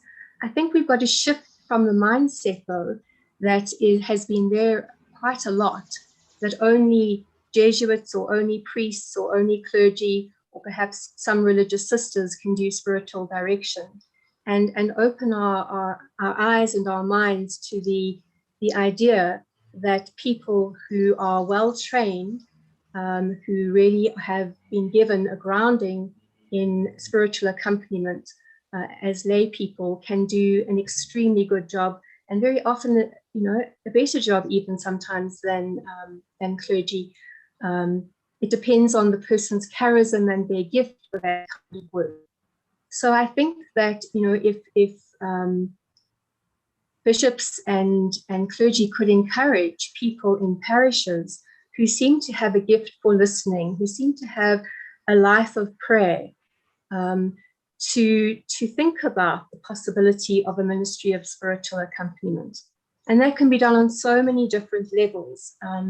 You know, even if one cannot afford to send people on a full training course as a spiritual director, people can be trained to do basic spiritual accompaniment as prayer guides, as people who are journeying with others in parish contexts or in schools. I think it's also quite important for us to think about the multiplier effect in all of these things, to really look at who are going to be people that we want to invest in, who are going to be able to have the biggest impact. And so, for example, in this abuse crisis, it might be quite valuable to look for people who are working in the area with young people or adults who seem to have that gift and desire to accompany others, and to focus on putting money and resources into helping them to get the training that they need. And I think with COVID, it's become easier because so much has come online and there are opportunities available that perhaps would have been too expensive before, where people might have had to fly to different places to receive training. Now, much of that training is available to us online. Thank you. Thank you. And that ties in with the next question that I want to pose to Father Russell, still on training. Is there anything happening at present in our African church towards, for example, training journalists, or ways of being part of the solution, or materializing some of the suggestions you offered? So there are various courses that are running to train Catholic journalists across the world. I know, for example, that Santa Croce University in Rome has been very focused on training people. And I know that, for example, the Center for Child Protection at the Gregorian University has also looked at ways that people can be trained, journalists can be trained. But I really believe in, and my experience in South Africa has been dealing with one specific case that was not too long ago that hit the media, and for days the Society of Jesus was bashed in this country on the media about this abuse case. One of the things that I really believe is that it's not just about training our own people. I think that's important, and I think we need to do that. I'm not entirely sure where in Africa that might be happening in a very focused way. But I also think it's about building relationships with journalists, building relationships with people in the media already, where they feel they can come to you for information, and the information they're going to get is information that is accurate, and that is information that you know, that there's integrity in the information. And sometimes even people who can be quite against the church, and maybe not even Catholic, in the secular media, once you've got those relationships with them, you can begin to talk to them about stuff and explain things to them. You're opening a door there. You're opening a door there. So I think there's two things we need to do. We need to be training people, and I think we perhaps need to review what we're doing in terms of training people for communication. And I don't think it necessarily has to be clergy and religious that are trained for this. It can be lay people, as Anne-Marie said, empowering the laity to collaborate with. I mean, many lay people have a real sense of loyalty towards the church as well, and they want to help the church through this crisis. And I think we need to harness that good energy, and we need to give those people skills.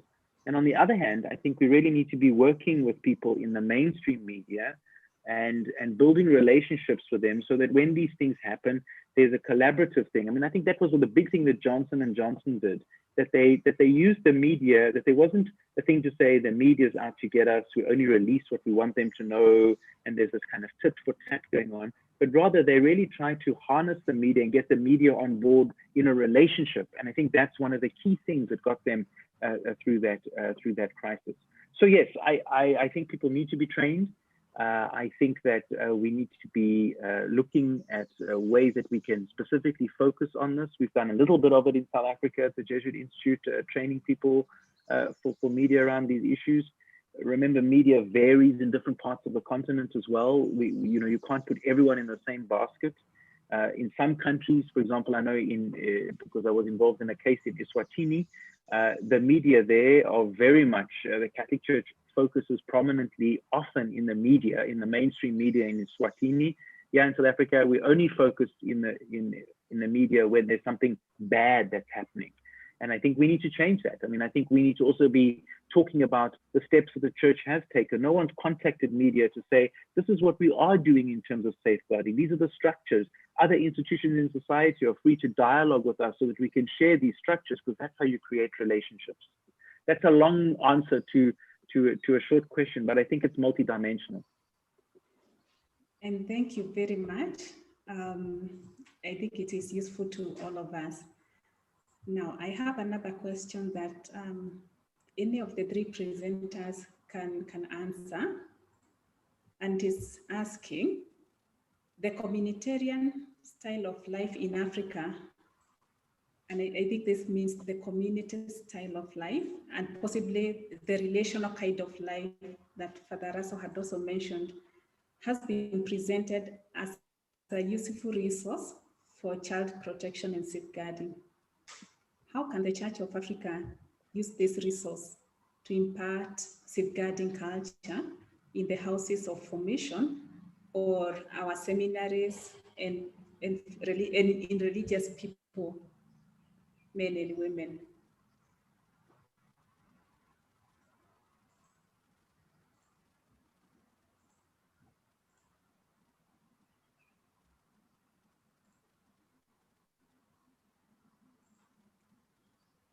Dr. Anne-Marie, would you like to answer? I'm not sure that's where my great deal of my experience lies. I haven't worked really in religious houses, but my sense is that there is something about helping one another to be accountable. There's something about developing within religious houses, building on that value that we hold so dear in Africa of community, where people are really held by a sense of community prayer, of discernment, of trying to listen together to to the Spirit of God, so that you're forming people in that sense, in a way that is more collegial, in a way that is more communal, and that in itself can be a protective factor, I think. I think when people become too isolated, when they get put on pedestals, when they're off on their own mission, as it were, then they can become more vulnerable to becoming abusers if there's that tendency within them. I think when there's a sense of feeling connected with the community and a sense of responsibility and mutuality, then perhaps there is something about that that can be built on in terms of formation. I also think in relation to formation, it's important there that there's a sense of the community in the formation setting, but also linking with the broader community, and a sense of not becoming isolated from the real concerns of what's going on in the broader community, which I think can sometimes be a danger in some formation settings. Okay, thank you very much. And we'll take one last question.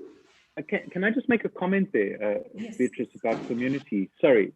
I think in religious life, most especially, we need to be very careful in Africa that we do not begin to allow the Western model, and especially in my experience, the US, the American model, to take grip, which I see as a real shift towards a much more individualistic type of religious life, where people they belong to a community, but it's almost like there's no investment in community. People live in communities, but there's no investment. Now, that's a very universal sweeping statement, and it's a generalization.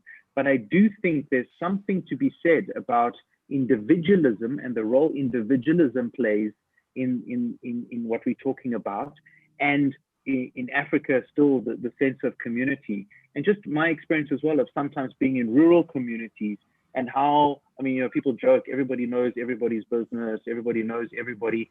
We should not let go of that and we're seeing that happening, I think, in cities, especially in Africa, that individualist model. And I really think that is potentially a big danger that we in religious communities subconsciously are not even, or consciously are not even aware of that it's happening. And that's breaking down the core of what it means to be a community as well. So there's another dimension to that. Thank you very much. So we take the last question in the interest of time. The question is about ensuring justice for the victims, or rather the survivors, while at the same time looking at the possibility of truth-telling. How can we ensure the well-being of the survivor? And can justice be achieved where we are trying to have these two aspects, truth-telling while also pursuing justice? And in this case, I'm thinking of legal justice.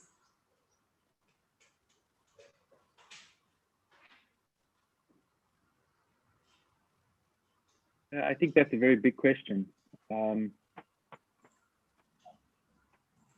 My experience of working with survivors has been, first and foremost, that when they come and say, I've been abused in the church, for many of them, their experience is that they are not believed, or people are suspicious of them, and just to have someone who is willing to say, you know, that your experience, you know, is validated, that we listen to you, and not ask kinds of questions that sort of implicate that they're not telling the truth, is already a big step towards helping people on that road. I mean, giving them a voice, allowing them to speak the truth.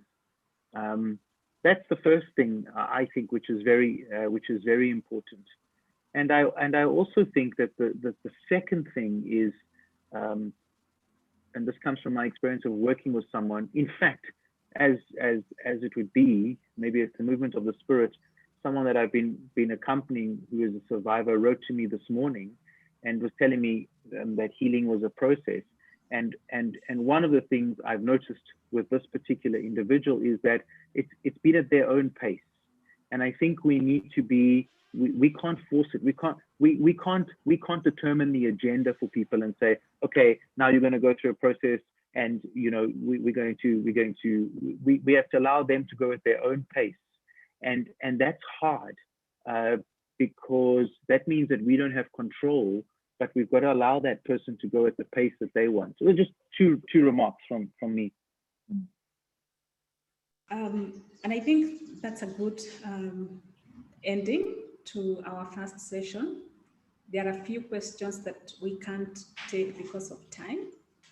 Don't be discouraged. Let the discussion continue, even among yourselves. And I think we'll carry on in the afternoon. Some of those questions might be handled in the presentations that come in the afternoon. So welcome back at 3 in the afternoon, East African time. And we are grateful that you were able to log in, and hope that this has been insightful and useful for you. Thank you to our presenters for all the work, for the time and insights. And yeah, we are very, very happy for your availability and expertise. Thank you very much. See you in the afternoon.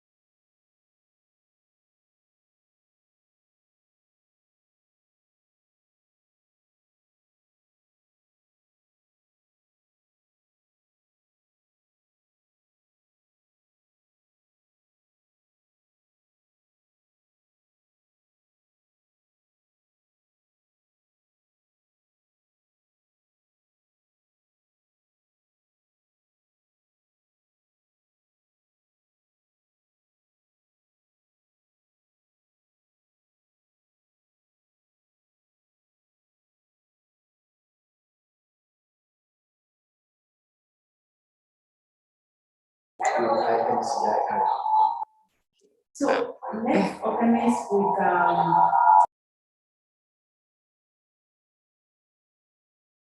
okay, get your colleague on.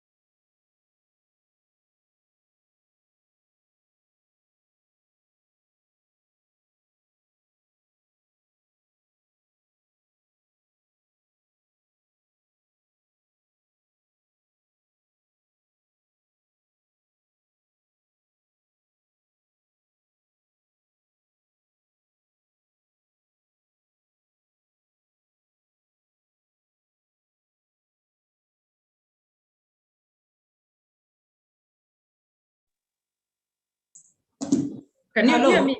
Ah, good. Yeah, but now what's happening here? This my phone is always calling other people.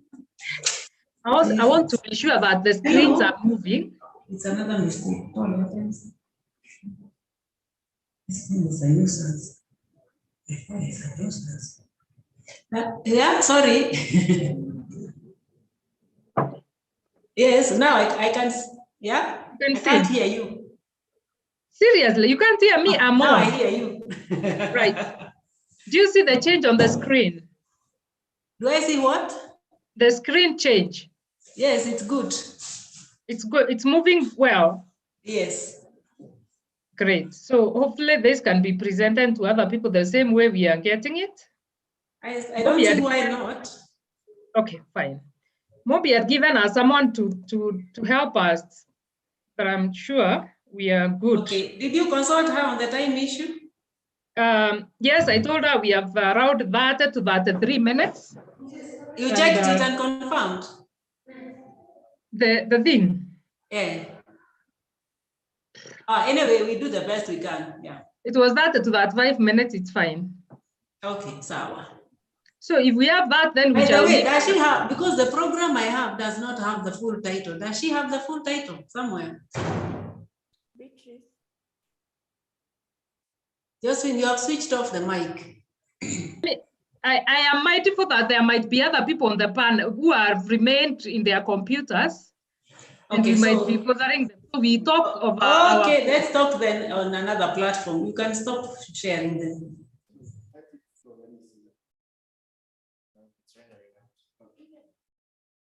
Beatrice.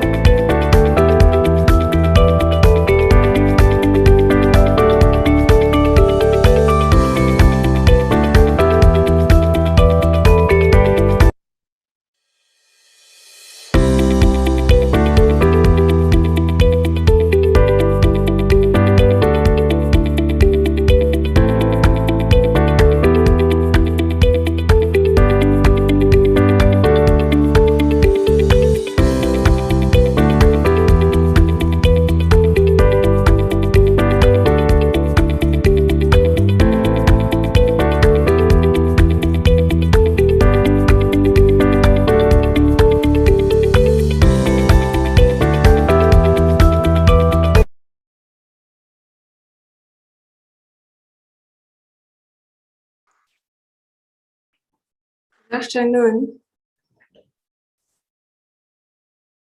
Hello.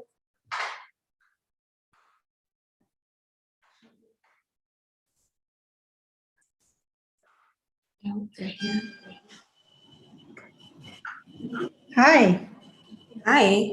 Hi. How are you? fine, you can hear me. That's Yes, the question that we ask about. Yes, we can hear you. I just want to. I want to start my video. Okay, switch on You your can video. see me? Yes. You can see me? Am I looking at the right direction? Just hold on a minute. Yes.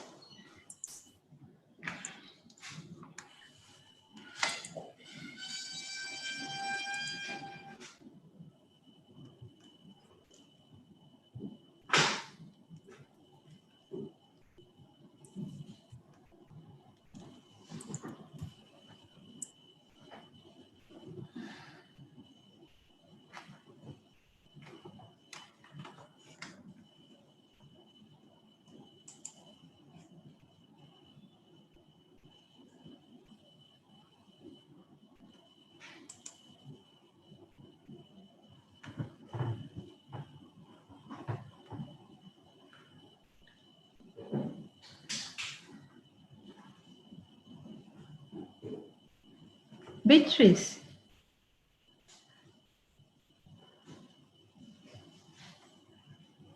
You're muted.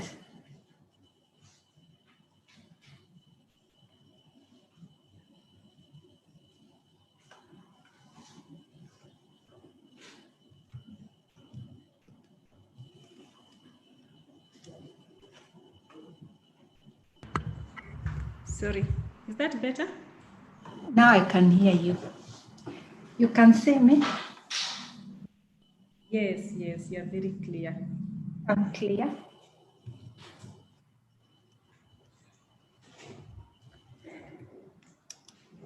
Am I looking at the right direction? Yes, you're okay. We can Fine. see your face. Okay, good. So it's just a few more minutes Yes. and we start. Sawa. Teresa, Yes. tilt your camera Like that?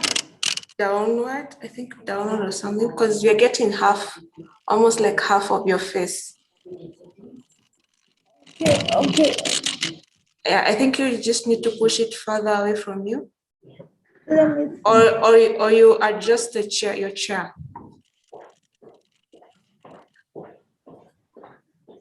Like that? Yes, that's better. Should I do it?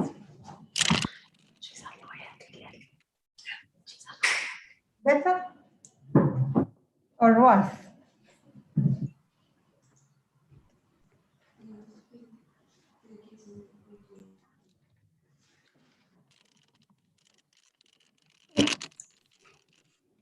Should I ask for help? Is it okay? Are you able to adjust your seat upwards so that you're up a little bit? Let me call for help.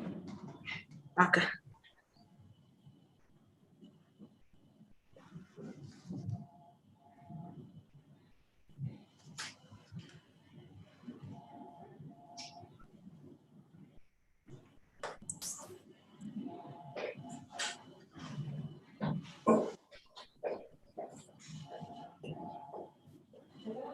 Come and assist me.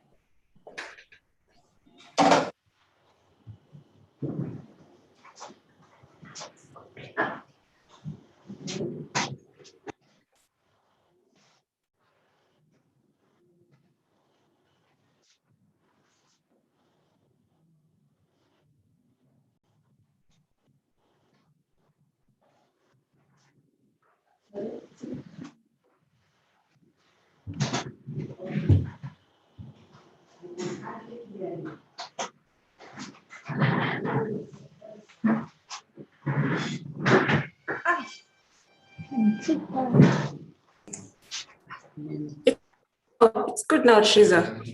No, it's too high. Oh, okay. 4 minutes.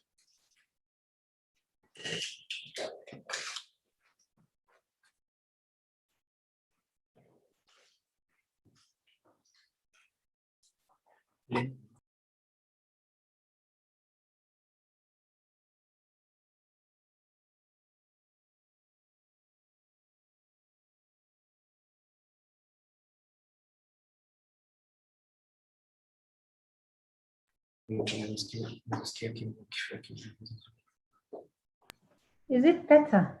Yes, Triza, now it's better, way better. Okay. Yeah, Okay. so yeah, you can try to maintain that position throughout. Okay. Yeah, so try sharing your screen for your Sorry? presentation. Try sharing your presentation. Yes.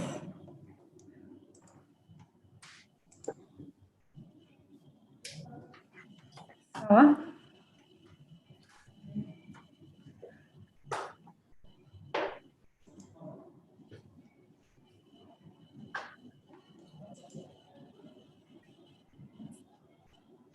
Okay, okay. I think we are good. We are good. We are good. Yes. Okay, you can stop the screen share now. I can do what? You stop the screen share. Oh, oh dear. I'm sorry. It's okay. It's okay. Aye. Okay, so I'm just going to mute you, and then when it's your time to present, you're going to unmute yourself. Okay. All right. Dr. Beatrice. Yes, Hi, hi. Are you ready? I think so. I am dependent on Josephine for the for the launching of the presentation, and then I talk through it for some parts, and she talks through others. Okay. Josephine.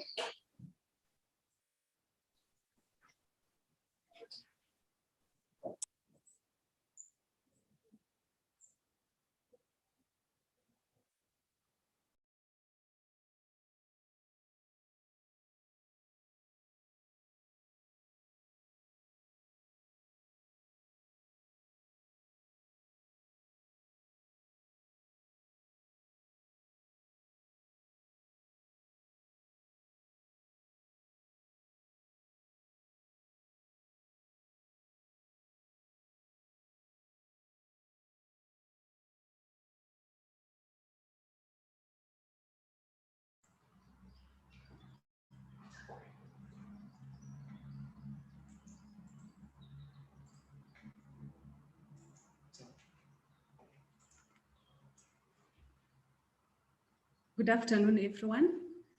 Welcome back to our second session for the day.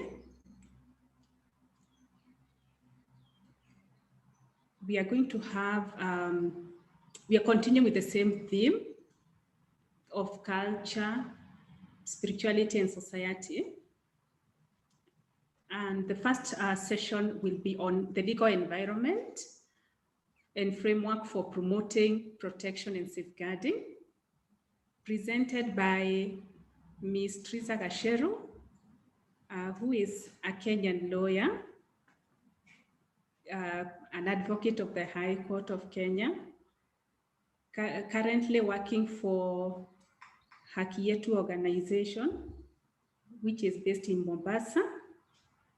And it is a project founded by the St. Patrick's Missionaries. She has 9 years of extensive expertise in human rights law and social justice, which entails legal representation and strategic partnerships. She uses her personal and career experiences to help her clients and organization to provide high-level solutions. While her focus is on the legal justice system, she also provides mediation services for cases which can be settled out of court. Her publications are mainly used for community empowerment on legal frameworks, and such publications include the Simplified Sexual Offences Act and Child Protection and Safeguarding Booklet.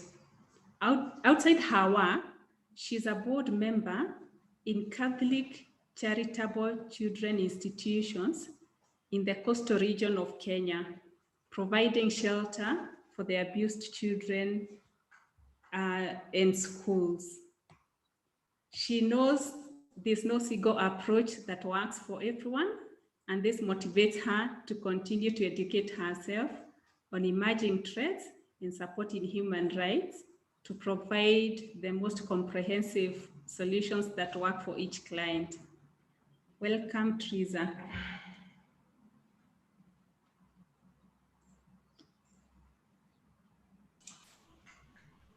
Thank you very much, Beatrice. It is a pleasure being in this forum. For one, because we are talking about children, a pertinent group in the society, and that really need protection. And because at the moment we are in the middle of a pandemic, we are in the middle of so many events in each country. In Kenya, we are going through an election period where children always are face violations. So this is really a timely discussion, and it is when the church is really asking itself, should we join the group of being human rights defenders? Should the church now raise its voice towards children, towards the protection, towards the safeguarding? Or is the church going to continuously shy away towards regimes and legal regimes and political situations of countries that continue to oppress children? So having said that, I'm going to just go into sharing of my screen to talk about, to expound on the legal framework and the environment of protecting children. And we start by asking ourselves, why this discussion, why this conversation? And it's because that human rights violations are real. And I would start with a quote from Professor Wangari Maathai, who said that human rights are not things that are put on the table for people to enjoy. They are things you have to fight for, and then you protect. The children continue to face human rights violations, and different organizations and media have continuously being able to highlight different cases on human rights violations. The recent released report by the WHO of 2020 estimated that 1 billion children, or more specifically, 1 out of 2 children worldwide suffer violations. And we have seen governments be able to have very bold and ambitious strategies, but are yet to eliminate violence, are yet to stop violence, and we can say that not much has been achieved.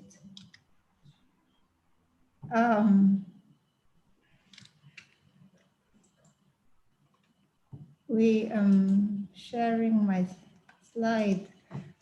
That's COVID-19 made worse the situation due to loss of livelihood, Children were locked down in homes, neighborhoods, with perpetrators. Children were not accessing schools. Children were not going to church. There were no avenues of sharing experiences. Shockingly, in Kenya, when lockdown was introduced by the government, we had 152,000 cases of teenage pregnancies. What did we do? We sat to debate, and we sat to say that the media is not being truthful. We started to debate and say that, you know, this is not the real statistics. But that basically should not have been the case. We should have had the discussion of why are we having these numbers. And yet at that time, we saw that very essential services were halted. The judiciary was slow. We were not able to go to court with cases because we had virtual hearings, which were technical. The judiciary closed its doors at some point. Evidential documents could not be filled. We could not go to hospitals to fill post-rape care forms. We could not get the P3 forms, which are very vital documents to access justice. We had police stations crowded with citizens not following government guidelines and protocols on COVID-19. Basically, victims could not access justice, victims could not access services. What did we? We just had anguish, we just had panic. So this was the real situation at the time. And we are saying that attendance of sexual abuse by institutions, by the church, is reactive rather than proactive. We wait for a case to be reported, then we ask ourselves, what do we do? There are no properly guided safeguarding and protection policies. We create panic. We do a lot of time wastage. There's no proper case management. And we breed an avenue of stigma. We breed an avenue of children being asked to, really, are you saying the truth? We are always doubting children. So when cases are reported, there is no guideline. So we have long-term effects to children. Most children who are now in schools, who are dropping out, who are abusing other children, had previous cases of abuse. Socialization in these children is not very, at the standards that you would expect with children. We've seen children transitioning to adulthood is almost a problem if these cases are not taken care of. And we'll continue talking about gender equality in countries, because if you are not getting proper education to children, there are no people, there are no children to take up spaces of employment, spaces of leadership. So we continue to digress as countries. And we need to understand and appreciate the consequences of sexual abuse. Yesterday, a presenter said they like looking at the eyes of survivors until the church is able to realize the medical consequences brought about by physical injuries. We have had children undergo corrective surgeries. We have had children sodomized, young boys who have rectal prolapses. We have children who have gone through reproductive damage and extensive damage in their reproductive organs. We have had mental trauma leading to children committing suicide, which are grave, grave outcomes of cases in survivors. The number of children champions are increasing. We are having children speak against violence, but you're also having a number of very many children offenders. We are having children in Kenya right now, 16-year-olds sodomizing young children, 4 years, 5 years. It mirrors our society. It mirrors the kind of morality in our communities. So this is the reason, another reason that we should be having this conversation. Most abuse go unreported. The environment is of fear. Perpetrators instill such fear to victims. We have no awareness within the church. The leadership of the church in many cases have also had no awareness how to report cases, how to go about reporting. So a lot of improper case management. We have had people unwilling, unable to report abuse, and we have abuse, an environment where abuse flourishes. We protect and we maintain status quo because it is tedious. Following up cases of abuse, sexual abuse, is tedious. It needs a lot of resources. It needs a lot of commitment. We don't want that kind of work. And many have just said, it is not in my place. We need to do other things. So we let the status quo be maintained. The inaction of duty bearers, both the state and non-state, towards protection of children is growing. People are not speaking about it. The church is not speaking about it. The police are not doing proper investigation. Courts are dragging cases. And so the church is being asked to today that let us be able to join people who are committed and taking action, and that we should not focus much on the righteous image, that, there are no cases being reported in the church. We should be able to be on the front line to unearth such cases. And it is good to remember that children are silently watching.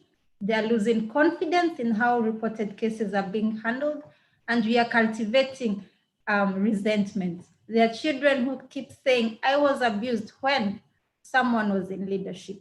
I was abused and my teacher didn't do anything. My Sunday school teacher didn't take action. So resentment breeds. And we are going to have, this is a reflection. It is a meeting, a colloquium where we need to reflect. We are going to reflect on enablers of abuse.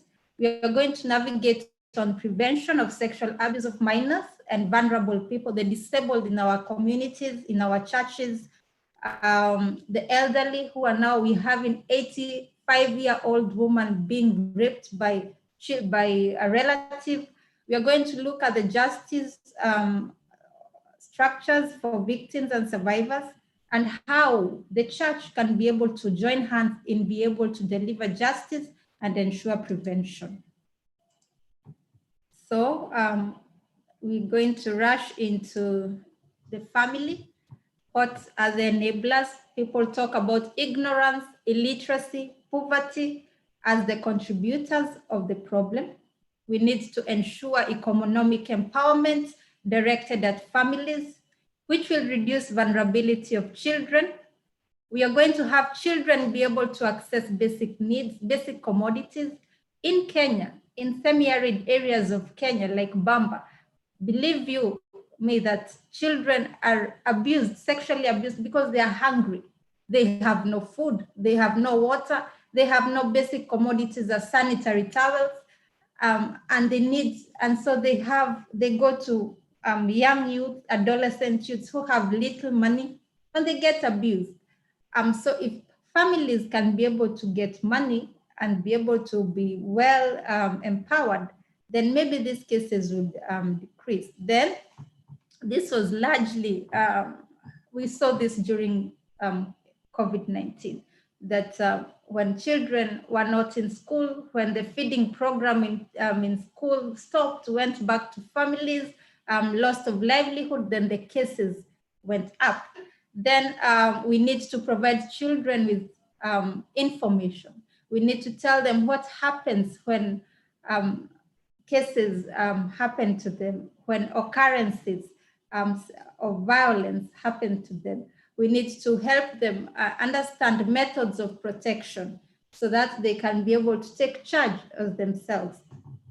We need to strengthen community-based child and vulnerable adult protection, have mechanism of detecting, monitoring, and reporting sexual abuse. Improving parenting practices, training parents on to understand and manage children's behavior would also be very important when dealing with families. And we go into training of community health workers. We have seen that the Catholic Church has very many dispensaries across different countries. If people are properly sensitized, if workers are sensitized on how to report and detect abuse, then we'll be able to manage the cases very early. Community sensitization programs, the church can come in using the small Christian communities. We have village structures using partnering with local administration, and we'll be able again to track these cases, report them, and follow them up. We need to lobby for resources. We cannot work, the government cannot work without allocating resources. We cannot protect children without having forums of civic education. We have to realize the church is respected. The church voice is respected. We have seen the various church leaders being given platforms of leadership. When we had the COVID-19 response committee, we saw Bishop Muheria being given that slot. So we have a voice as a church, and we should push the government to allocate resources. We need to expand our ICT. We need to protect and give our media the voice, proper information as it was presented in the morning, that they're able to highlight such forms of abuse. The church has a big congregation. We have seen that many children come to church. Many children see the church as a place of shelter, as a safe place. So the church, the mosques as well, are very instrumental in protection and safeguarding of children. We have seen different congregations like the St. Patrick's Missionaries even just speak and give some lines of safeguarding information. So this can be done on the pulpit. It is important to note that cases have happened in the church. Some have been successfully acted upon, some have not been. And the Catholic Church, we need to applaud it. It has come out very strongly in protection of fundamental human rights. And it protects children, both born and unborn. There also exist numerous approaches in response of human rights violations, and the church has been instrumental in carrying out campaigns in supporting survivors. We have an empowered and active Catholic Justice and Peace Commission who have even had gender desks in various churches just to be able to harness the importance of awareness. We have safe shelters for abused children, and we can see the many great work, a lot of great work being done by the church.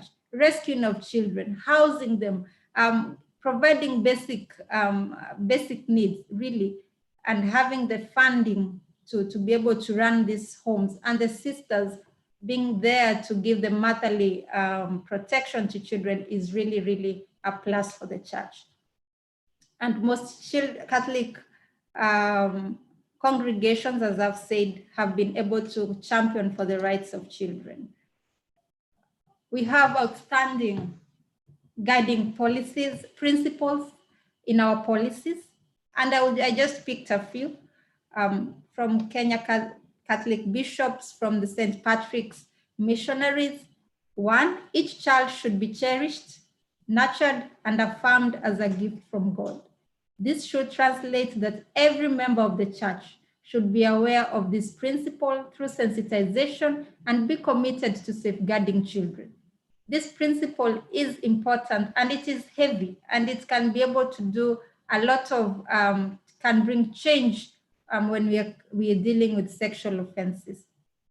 Second principle is that every child has an inherent right to personal integrity and bodily integrity, meaning that if we believe this as a church, then cases and complaints of sexual abuse should be handled promptly and with dignity.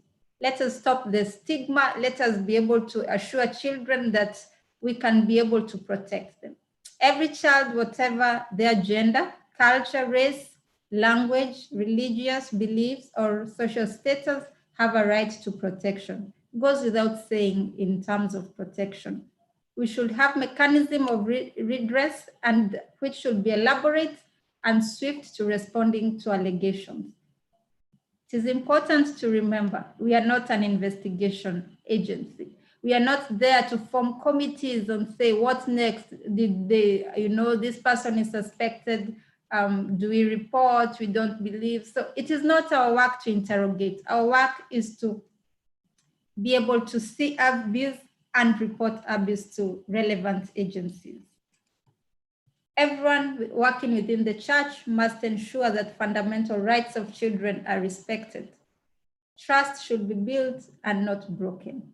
Proper vetting of staff and volunteers in the church. The church houses very many volunteers. Some have been pedophiles.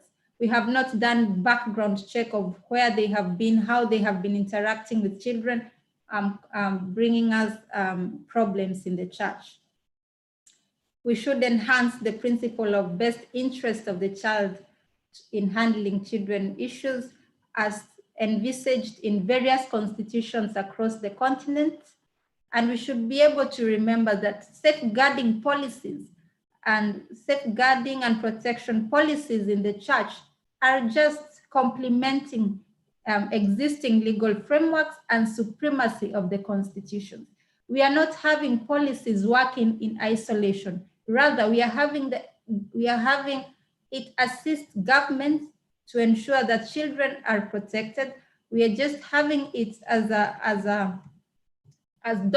documents which can be able to safeguard children, because most of our people, most children come to our institutions.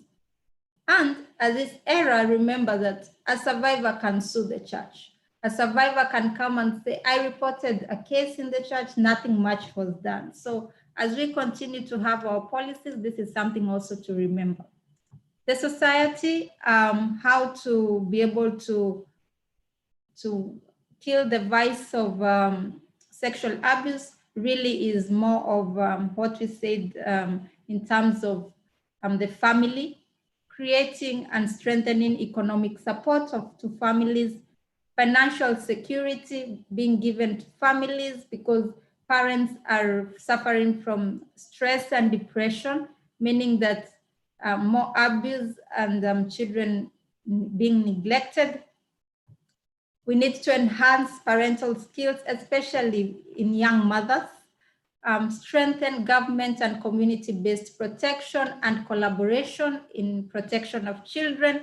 And we are supposed to also understand about sexual abuse, have forums, have public engagement, and be able to now discuss what are the possible and emerging issues that already continue to arise when protecting children. Having said that, then it is important to look at the legal framework because the policies are guided by legal frameworks. And we have seen the UN conventions. You remember, we are dealing with rights, the human rights, an entity that has been for a long time, as far as 1948, looking at the rights of human beings, and children are human beings. Looking at the Universal Declaration on Human Rights, the UN Convention on the Rights of Children of 1989. We had the minimum age convention of saying what age should should we say that someone is a child, Declaration of the Rights of Children of 1959, and one of the most recent by the UN is the Sex Trafficking Protocol and Child Soldiers Protocol, protecting children in warring countries, in countries still having conflict. So you can see this problem has not just started, it has been there for decades. So coming home, closer home, the African countries have been able to domesticate and having in place laws, African laws. We are experiencing unique cases in Africa. We have different conventions, the Maputo Protocol, we have the convention, the Istanbul Convention, and you can see that children are mostly linked with women. And when it is believed when you protect women, you're also able to protect children in most cases. The African Charter on the Rights of and Welfare of the Child, also of 1990. So we have an elaborate regime of protection. So when we look at the laws, the law makes provisions for the duties and responsibilities of parents to safeguard children. Most parents now are not as keen in the protection of children. And we have seen the government coming up with alternative care strategies for children where they're abused in homes. We have seen children sexually abused by brothers, by uncles, by fathers. We have seen families where they believe in FGM. We have seen families that believe in sex labor, where children are forced into sex labor as breadwinners in homes. We have seen homes that believe in early marriages. So we have alternative care for children, and this is where now these shelters are few, and most of them are owned by the church and private institutions. It is stressful when you're having a child who has been sexually abused, who is suffering from HIV infections, who is pregnant, and you cannot have a safe place for her. So it is really a big problem, because government has also not put resources to have these shelters. We have established courts, children courts, for them to be able to, that we term as special courts, to just address children issues, and to say that not all children cases or children should go for full trial. Some have gone into diversion where mediation comes in, but when sex abuse, you remember, we cannot have them being mediated. So we've seen court orders being misused, especially in civil cases where parents are fighting against having who owns or who gets to stay with the child, leaving children vulnerable. And so countries have been able to legislate and have sexual offenses policies. Policies have, they outline the sexual offenses. They're quite elaborate. In Kenya, coming back home, we have the Sexual Offences Act of 2006. And it is a great law, because in the past, we were not aware which are these offenses. They were not outlined. We were not able to look at the ingredients of cases. What do we talk about when we talk about defilement? What do we look at so that an offender can have a conviction? So these are the issues. The Sexual Offences Act in Kenya came to give a mandatory minimum sentence. In the past, we had judicial officers having discretion on how many years is someone subjected to jail after sexually violating a child, which were very minimal. You'd get someone getting a fine of 3,000 shillings and leaving a girl pregnant, and so this is why Kenya came up with this law. But we have seen it have very many gaps. One, it did not look into the cases of Romeo and Juliet. So we are having consenting minors, two adolescents aged 15 and 17, caught having sex. What happens? So this was a gap. Duty bearers not aware of such laws is also a very big gap. If we look at statistics in the church and we ask ourselves, how many people really know about these laws? Many people do not know. Then, as I've said, judicial officers want to go back and say, we need discretion. We need to be given the opportunity to find perpetrators culpable case to case, because different cases have different facts. And that is really a debate that is going on. And then many people are pushing for the reduction of minimum age in giving consent to sex. As in Kenya, we are saying 18 years, some are saying, you know, even 16 years. A 16-year-old girl can lure a man into having sex. Shocking, shocking debate. So those are the things that really are major problems when fighting sexual offenses. The law establishes that perpetrators should be awarded fair trial, innocent until proven guilty. The church is also called to be impartial. And the question is, how do our safeguarding and protection policies also look into the perpetrators? So what happens if, let's say, a priest, someone is said to have defiled a child? What happens? Which steps do we take?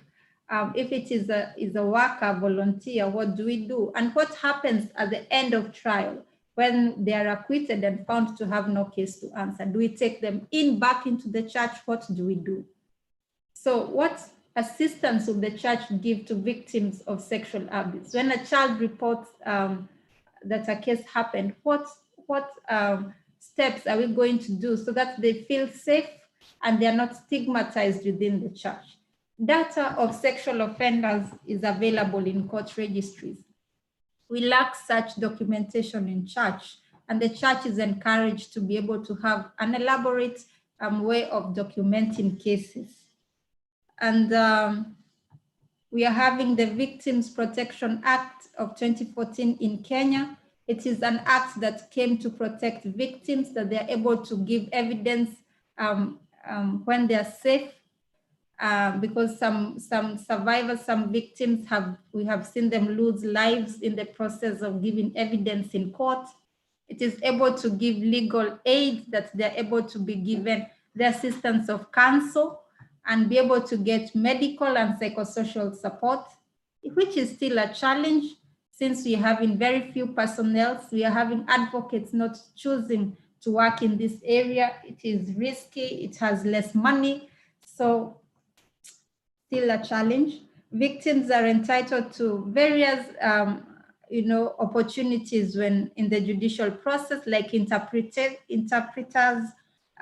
holding facilities, being able to talk with prosecution before court appearances, be reminded of the evidence, which sometimes do not happen. And then we have the alternative justice system as mediation in sexual offenses happening, but is not allowed. You remember that we have said about culture, that the African context is that, this kind of, you should not even sue your own family member. We have seen cultures still supporting sexual early marriages. And one of the cases that made me rethink about culture and even surprised me, I remember in Malindi, Lokots, it's a very common case of a Giriama man who was arraigned in court and charged with defilement, having married a 14-year-old girl. And he told the magistrate, yes, I married this girl because our culture allows. And you look at the change of mindset, and he could not even comprehend why it is a problem, why he's being accused of such an offense. So the church should be able to come up and be able to strike off this retrogressive culture. The church should not even be in a situation where they mediate such cases. I have seen policies that say that there should be a committee to look into cases of abuse.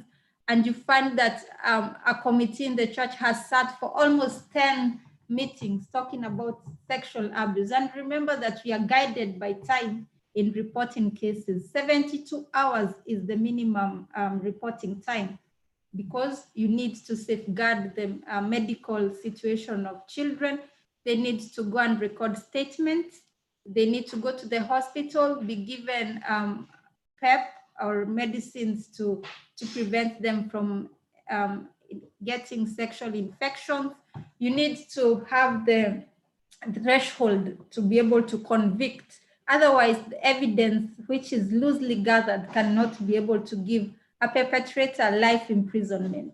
So alternative justice system, we have to insist, is not allowed. So what are the challenges faced by the justice system? As I've said, inadequate evidence in child sexual abuse cases, making it hard to convict. We take too much time investigating, informally investigating cases. And you'd find that, for instance, in Kenya, if a perpetrator defiles a child who is less than 11 years, then the minimal, the sentence is life imprisonment. Which judicial officer will give a life sentence with no evidence? This is where we lose it. Delay in disclosing abuse and reporting by children. They take too much time because they are afraid. There's already too much stigma. So that is also a challenge. Children forget finer details of abuse. When you go to court and report a case now, most courts are giving dates in 2022.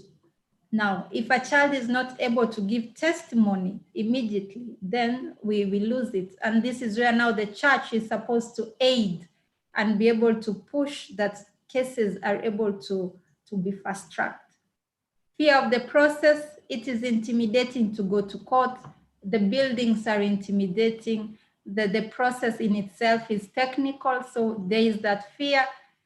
Courts accessibility, we have few courts and few judicial officers, so cases take a long time. We're having children in rural areas. I will tell you, like in Bamba sub-county in Kilifi county in Kenya, who walk 52 kilometers to access the court. And by the time they go to court, yes. Sorry, you could try to wind up. Okay. In the interest of time. So basically the challenges are out of evidence that is being collected and how the process in court takes a lot of time. Mental health is also a huge problem, and lack of legal representation of children is also a huge problem. You've also seen that alternative justice system, although not allowed, is also being used, making children and victims not access justice. So the developments that we have offenders convicted, we have survivors now getting mental health and psychosocial support. We are having judicial officers having the human face because they're being sensitized.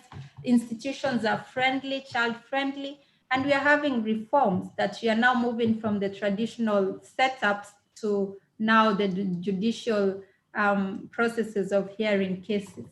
And in conclusion then, prevention of sexual abuse to both children and vulnerable adults demand bold cooperation by the church, by other stakeholders, and every member of the church should be able to, of the church and society should be able to advocate for the protection and of children. We need to instill cooperation between various actors, the church, the state, and institutions of human rights. And we need to give the children, we need to give them a voice. We need to, make them speak up against violations. I live with a parting shot that from Ruth Walter that I really love. And it says, there's no greater calling than to serve your fellow men. There's no greater contribution than to help the weak. There is no greater satisfaction than to have done it well. When you get an abuse affecting a child, you're able to report it, you're able to make them get access to justice, then you sleep well, knowing that you really have saved a soul. Thank you very much. Thank you very much, Teresa, for that wonderful presentation. It's always refreshing to hear from lawyers who are practicing how things are playing out in the justice system. So I will go right to the next presenter, and it is actually a collaboration of two researchers from Tangaza University in Nairobi, Kenya. And the first one is Josephine Waweru and Dr. Beatrice Churu. They want to present a research they have recently done in Kenya on experiences from the ground and indicators for the role of the church in child safeguarding. So Dr. Beatrice Churu teaches in Tangaza University, and her areas of interest are research in African culture, family and youth study, spirituality, and well-being. She has published in these areas over the last 20 years. She is currently serving as Dean of the School of Arts and Social Sciences in Tangaza University. Josephine Waweru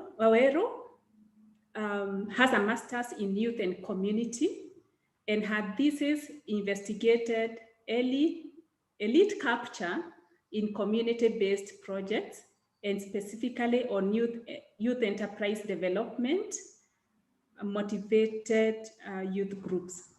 She is currently pursuing a Master's of Science in Advanced Child Protection, with her areas of interest being the institutionalization of children and structural change in child safeguarding and protection. She led a team that developed a certificate course in child safeguarding and protection in Tangaza University College. Welcome, Josephine and Dr. Beatrice.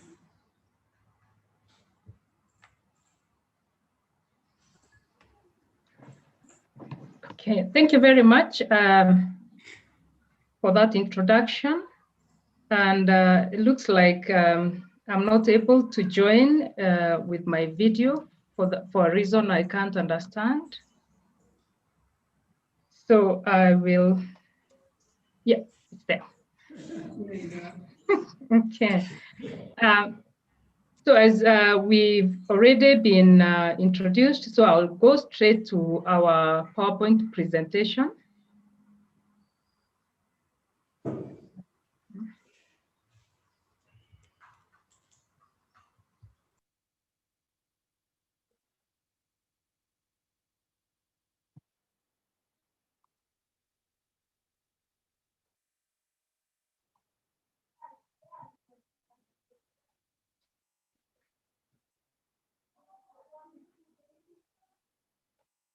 Okay. All right, my colleague and I are going to present to you a paper which has findings of some of the work we have done, research on issues, children, and also families. And our paper actually shares the experiences in Kenyan context in particular. And there is one of our papers that has an international perspective, but within the African region. So the paper outline, we have two sections. Section 1 as research findings on child safeguarding situation on the ground. And section 2 will be presenting an indication of the role the ecclesia and the church communities can play in expediting a cultural transformation towards better safeguarding of children in the family. So the first part, which is research finding, will present to you a research finding which was done on families. We shall also present to you research finding that has been done within alternative care and specifically charitable children charitable institutions and also alternative care, foster care. So the first research that findings that we would want to share with you is on families. And because there are so many things that have been mentioned about the situation of the child within the family and within our societies, at IYS, we were interested in finding out why children are unsafe in some families. And yet we know the family is the best place for a child to grow, and the family, we presume, should be the safest place for any child in the world. And our concern, which is the concern of the whole human family, is because some statistics from WHO 2020 shows that 3 in 4 children aged 2 to 4, this is really early childhood stage, suffer psychological and physical violence. 1 in 5 women and 1 in 13 men were sexually abused when they were children. And also reports on violence against children survey in Kenya, which was presented in 2019, shows incidences of children who were sexually abused, and a high percentage of 53% was done outside their own family. But when we look at that 1%, it was cases that were perpetrated within the perpetrator's home, meaning the perpetrator's home is a home, and we would expect every home to be a safe home for children. And so we find that it is a thing to think about when it comes to thinking about child safety within families. So also there has been a lot of TV presentation of stories of child abuse within our country, which includes pastors, a pastor defiling and impregnating his own children, 2 indeed at once, man slaughtering his wife, cases which have been many, a woman killing his 4 children and locking their body, fathers abusing their own children, and also other relatives sexually abusing their own relatives. And of important to note is a research that was carried out by Ruto and her colleagues that established that the most unsafe place for children was at home, followed by the school. In essence, we realize that these are the places that children spend most of their time. So if those are the most unsafe places for the children, then we start getting worried about the situation of children in our communities. And that's why we had this question then, why are children unsafe in the home where we expect them to be safest? So this research that we did used qualitative research design, which and a survey to collect information, and also focus group discussions, which followed up on the outcomes of the survey. It was, it had 35 participants who are adults from different walks of life in which they interact with children in one way or the other, all of them from Nairobi and Kiambu County in Kenya. We used grounded theory to analyze our data because we were interested in an explanation of this phenomena, and so that we could get, we could understand in what way we can apply that theory in practice to ensure that children are safe within our communities. So 5 outcomes came, 5 factors actually were the report that we got from the survey. And one of them is that children were unsafe in families because of domestic violence within that family. Meaning, and the discussion was, it was not only domestic violence between the adult, but also towards the children. The second findings that we got was alcoholism and drug abuse. And when we tried to compare with what was happening or what other research showed, is that we found that KEMRI in 2010 had talked about 75% of families in Kenya being affected by alcohol abuse. That's a high percentage. And most of these families also have children. So poor family relationship was also indicated as one of the factors that caused or are causing child abuse or lack of safety within the family. And also in looking at other research, we found that this can be problematic to the well-being of a child, that can have negative mental health consequences as child grows.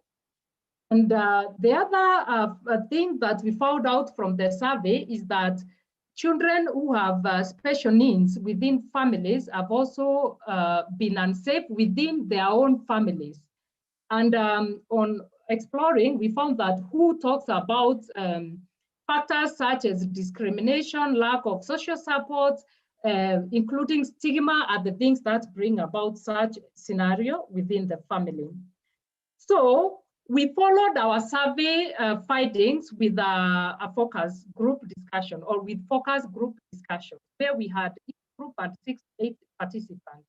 And this is what was common among the groups, that domestic violence was as a result of, or is in most families as a result of culture of violence within families and also communities, where people have grown in families where violence is, a common thing, or in cultures where they accept practices that violate the rights and the rights of children and other people. The groups also talked about poverty being one of the push towards domestic violence within families, where people are frustrated when they can't provide and they are fighting for the little resources that are available or lack of it. So also lack of emotional intelligence was discussed as one of the factors towards domestic violence, where people have grown not knowing how to express their emotions, how to manage the emotions, and hence they project and display such emotions in violence manner. And also there was a discussion that, or there was a report that lack of socialization on positive social values, positive values that promote good relationship within the family, good relationship within the community, and positive ways of living to ensure that an individual is useful and serves well within their community. So because of that lack of socialization of positive values, then that is what leads to domestic violence within families. Alcoholism was explained as resulting from family environments. Some family environment has accessibility to alcohol, and you realize that even when you look around in your communities, you find there is a takeaway somewhere, there is a local brew being done somewhere, and food is available. Alcohol in our societies, the peer pressure has been a factor, and also people escaping from their realities of life. They want to drink themselves or to engage in drugs to escape from, sad realities, tough realities of life as it may present itself at the moment in our context. Then poor family relationship was discussed to have been caused by lack of life skills, including communication skills, including self-acceptance, where a lot of people are posing fakely on social media and in other arenas, giving a picture which is not them. Inadequate parenting skills and parenting styles, some parents living in the past of, rigid parenting styles. And also most of them reported that they have not had opportunities to be oriented or to be socialized to understanding how to take care of children within the families. Lifestyle, so many people work very long hours, and these long hours give them no chance to be with their children, and therefore the socialization of children, the care of children is left to childminders, who are popularly referred to as house help within the Kenyan context. And some of these are completely inexperienced in understanding children, in taking care of children, and some of them are quite negative influence. Then unintended family circumstances, unintended family, or what they called circumstantial parenting. The groups talked about young people or even older people who engaged in a relationship, bringing about a pregnancy, and because of their circumstance, then they are forced, or they find themselves parenting without skills, without intending to parent, and that leads to child abuse. And then for children living with disabilities, it was observed that stigma is one of the things that make people treat such children badly, in a way that they lock them in houses, they don't want them to be seen. Lack of support to the families that have children with learning disabilities, and you see some of them are families that will have maybe one parent family, or even the 2 parent families who need to look for or to source for the daily bread for the family, and they have to take the responsibility of a child with learning disability. So, or with any other disability. So such children are neglected and left or put in children's home, which are unsafe for them, some of them which are unsafe. And then there was a lack of knowledge and skills to handle these children who have learning or other disabilities within the family.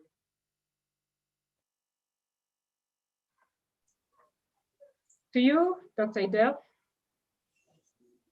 So thank you very much, Josephine. I will really move very fast through these 2 or 3 slides. And just because Josephine and I are not in the same space, I need to say to her that we are being asked to speed up our presentation. So we will speed through, especially what resembles what we had from others in confirming. So this is a different study that we did in the context of the Family Observatory in Rome. We were requested to do a research on relational poverty, and it is online. And what we were able to see confirms some of the same things that we have just heard spoken about by others. That, for example, large families are a challenge when people are suffering poverty. For example, single-parent families, and in particular, single-parent families headed by women. When the single parent is a woman, because women tend to be more poorly provided for, with less preparation for life, with less education, frequently those families are in great danger and children tend to be in trouble. So this research was done in 3 countries, in the Republic of Benin, Kenya, and South Africa, and you can see some of the data. 78 in 1,000 families are adolescent families. So if you combine if you see 10% of families in Benin are single parent.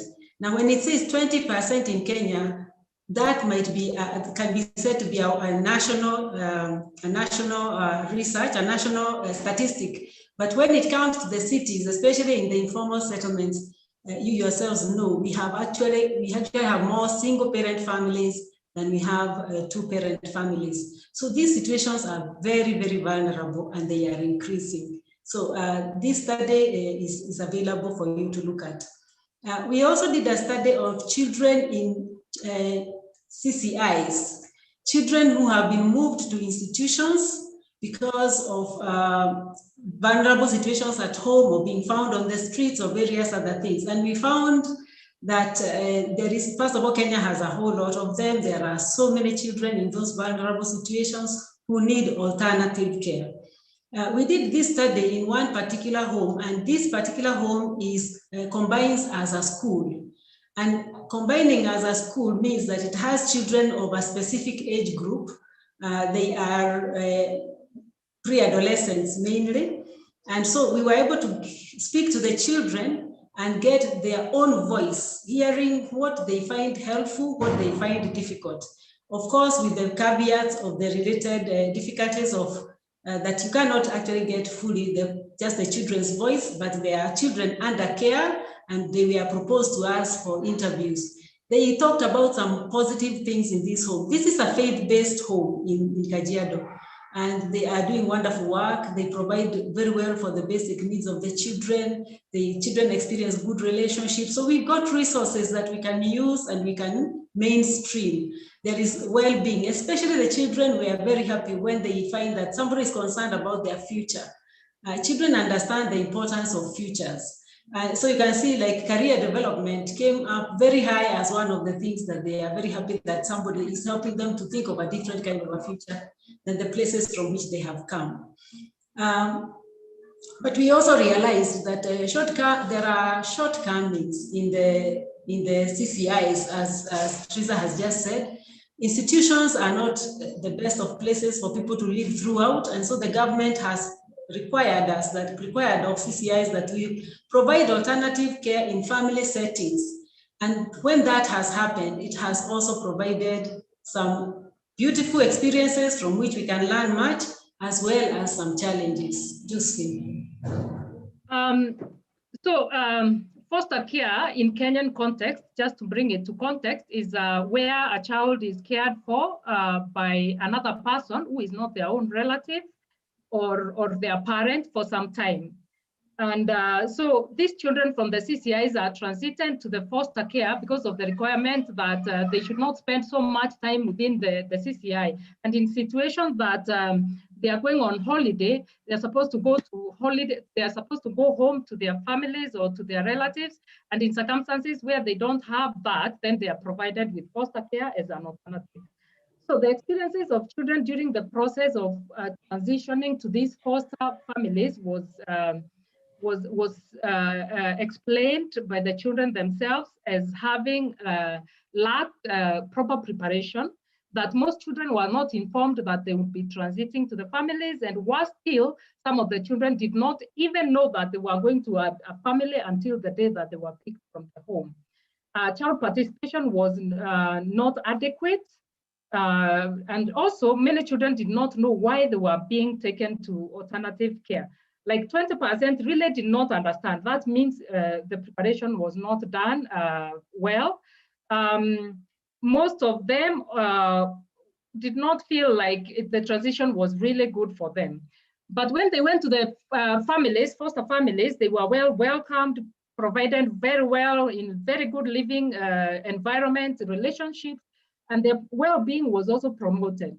So showing the good intention of the foster family, showing the good intention of the CCIs, but having a gap on how those children are prepared to go to these foster families. So at the foster family, when they were settled, most of them felt the relationship that they had with the family was really good. They were happy. They had faith continuity because most of the homes that they went ascribed to the faith of the school. However, a few of them experienced, a small percentage experienced that when they were there, they were turned family laborers, and some actually suffered also physical abuse. So the promotion of well-being of the child was noted to be well or very good, with positive formation, good involvement, and provision of life skills such as cooking, self-care, and others, and also the faith formation. So there was the general observation that we had of this research is that the children that we interviewed were proposed by the institution. So, you know, it could be probably they were pre-selected or something. The other thing that we observed is that there was no, this research did not involve younger children. We had one stage of children who are preteen and teenagers. Probably there would be more to learn from younger children. And also there lacked there was not a good balance in terms of gender because we had more girls than boys in the research. Our conclusion is that continuity in some way between the CCI and the family was very key and necessary and should be promoted. Then the transition to the foster families in this institution was done abruptly without adequate prior arrangement and preparation for the children. That should be an area that could be done better. There was great effort to provide for good life for children, and that should be promoted. The CCIs did a good work and the families also did a good work. In spite of the friendly atmosphere expressed by a large majority of the children in the new home, some of them, there was pocket of mistreatment, which I've mentioned before. So our recommendation is that child participation should be key in provision of alternative care of children as recommended by UN and also recommended by the Kenyan law, that is Children's Act, and also the guideline for alternative care for children. Psychological accompaniment is key for children to reduce the anxiety and worry as a result of joining a new family. More studies need to be done in this in the field so that it can inform the way we deal with the provision of alternative care in Kenya. We cannot generalize this in the whole country because it was just one single children's home. And then we need to emphasize more on adhering to the law and the policies that guide us on provision of alternative care for children. And lastly, training and equipping of foster families, and also the CCI staff on child participation and other necessary skills for taking care of children, who some of who could have had prior challenges and abuse. To you. Thank you.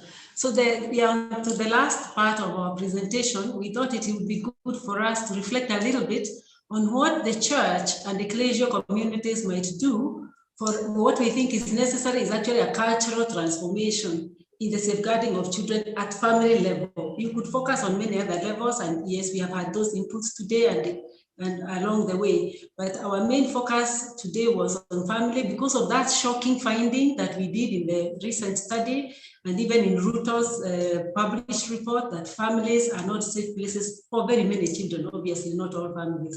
So what is the rationale for this?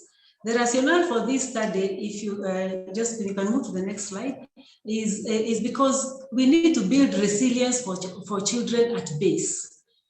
If our families don't work, then we will be vulnerable to abuse most of our life. And most of us suffer from injuries from family level for the rest of our life. So if we can help to build resilience from base, it is the thinking, we often say prevention is better than cure. But we want to say not just protection of children, not just safeguarding of children, even creating flourishing families so that people coming out of families, growing out of families, are able really to be self-caring, to care for themselves and not to be so, to be bought out on one thing or another. Of course, it's not the only thing. And we want also to recommend intentionality in cultural transformation. And I think we think that faith communities are particularly well placed for this, because people really lean on faith communities. People in Africa, as somebody was saying this morning, we are notoriously religious. And so if we can approach cultural transformation as something that can be done, rather than being stuck with whatever the reality offers us, as if this is it. Too often we are saying, this is the reality, there is not much we can do. There is something we can do. We can get proactive, we can get responsive. Too often we say, this is our African culture, including some of the things that are not helping us to be flourishing. So we feel ecclesial communities can play a role, along with others, of course, in cultural transformation. And this is what we are inviting ourselves to. One level we were saying is that people that come to worship on Sundays or various days of the week, they come with so many hungers, like the title of the book, so many hungers of our families. People who are single parents, they hunger for company, they hunger for sufficiency in food for their children, and they live a rat race of a life. And Sunday or Saturday, whatever the day of worship, maybe that one day when they can receive a little bit of relief. And I think you would all agree with me, sometimes you watch places that people go for worship and the kind of games that are being played by commercialization of our needs, and it is very unfortunate. Can we think about the needs of our people and see how we would address them? The image that comes from scripture is like this: Jesus meeting that crowd and feeling they were like sheep without a shepherd. And you do something about it, respond from the ground. Besides even the liturgical celebration, to somehow meet the needs of our people. So we need to know what are those needs, to hear their cry, and to make sure that the liturgy is addressing their reality. Next.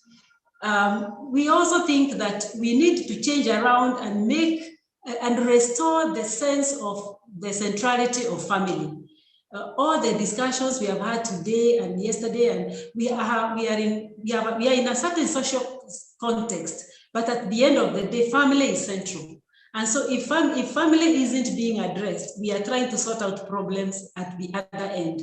Now, if family can be restored in the sense of, for example, the place of fathers as leaders, the place of mothers as leaders, the place of the family as a place of worship, as a sacred space, that the home is a sacred space. People need to have that restored, because if we do not know that the sacredness that is in the church or in the places of worship comes from the way the Lord God has made us and what we are all about, no wonder at some point we will also desecrate even those sacred spaces. Everything goes out the window. So can every member of the family be helped realize their work and their contribution and their ability? So ecclesial communities, whatever the front where we meet families, can restore the centrality of family. And we think this is a major cultural revolution we need to make, because the liberal economies are not in favor of families. They are in favor of taking people away from their securities in order to keep on exploiting them.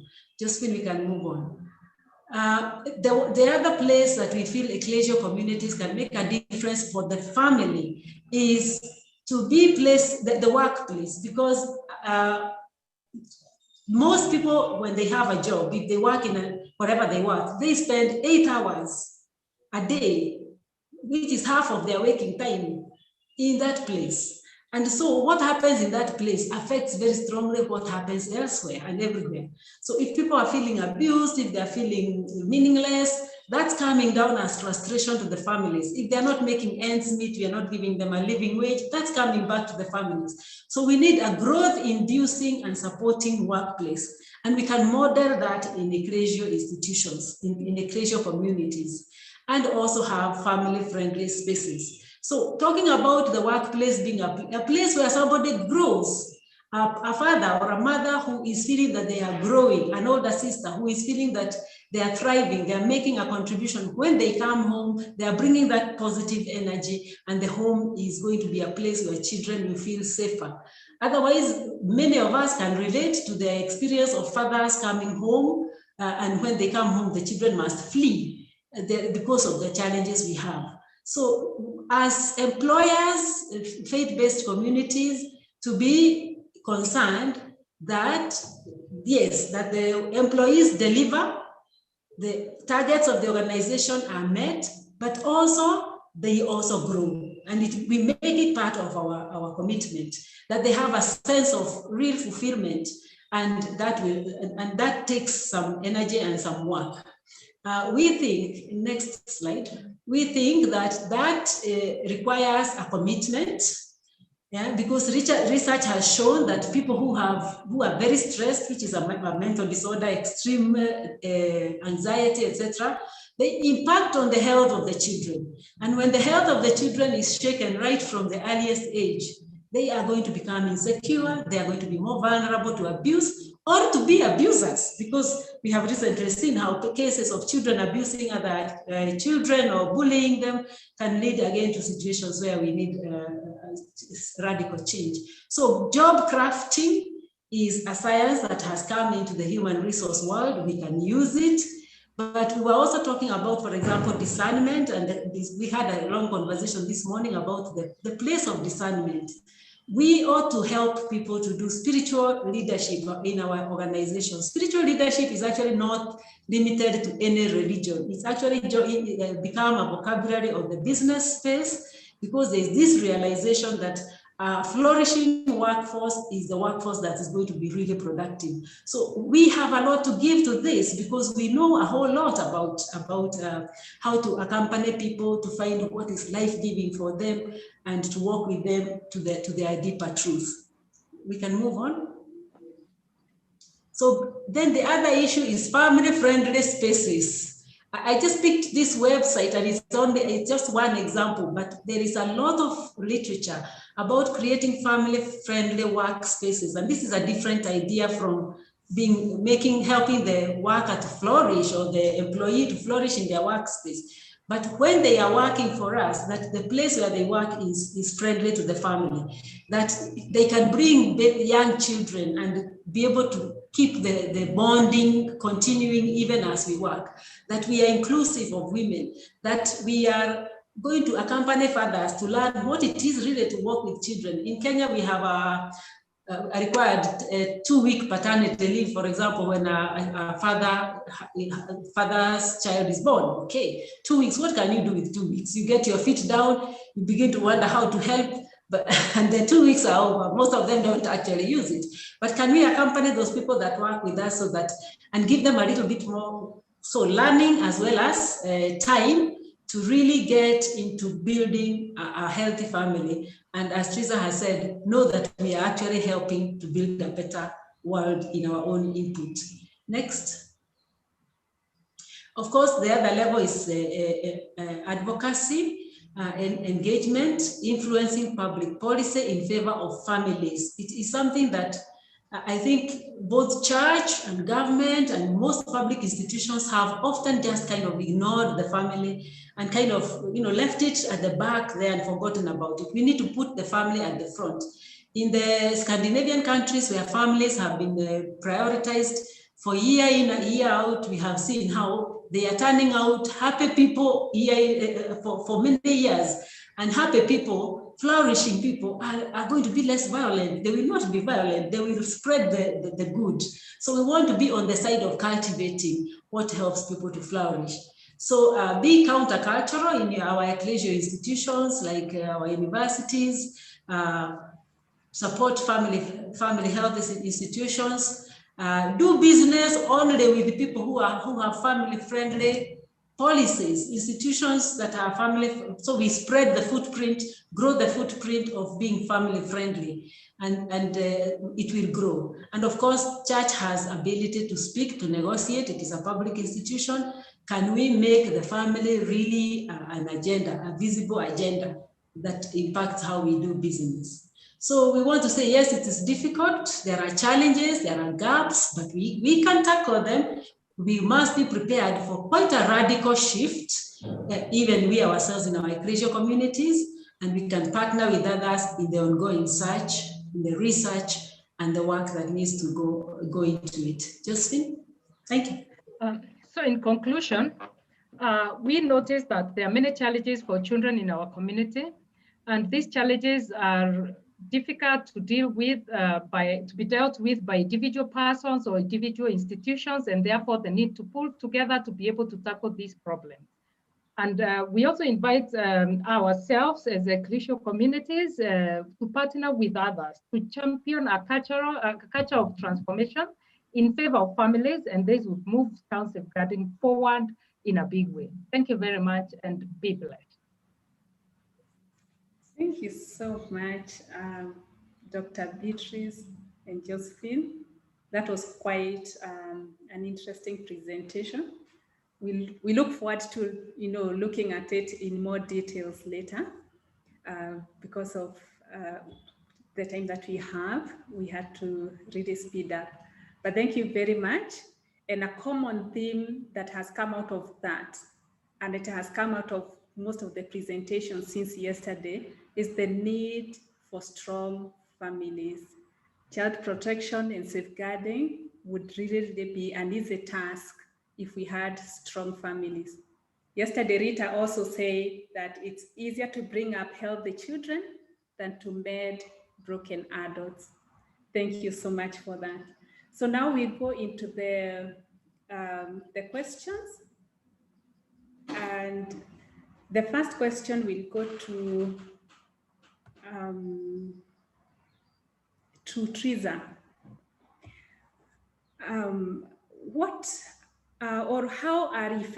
How effective are existing systems in identifying children in need of protection?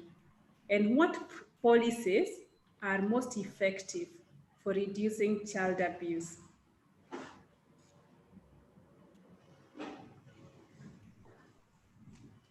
Sorry, Beatrice, I didn't get you properly. Just repeat the question. Sorry about that. So, how effective are existing systems in identifying children in need of protection? And what policies are most effective for reducing child abuse?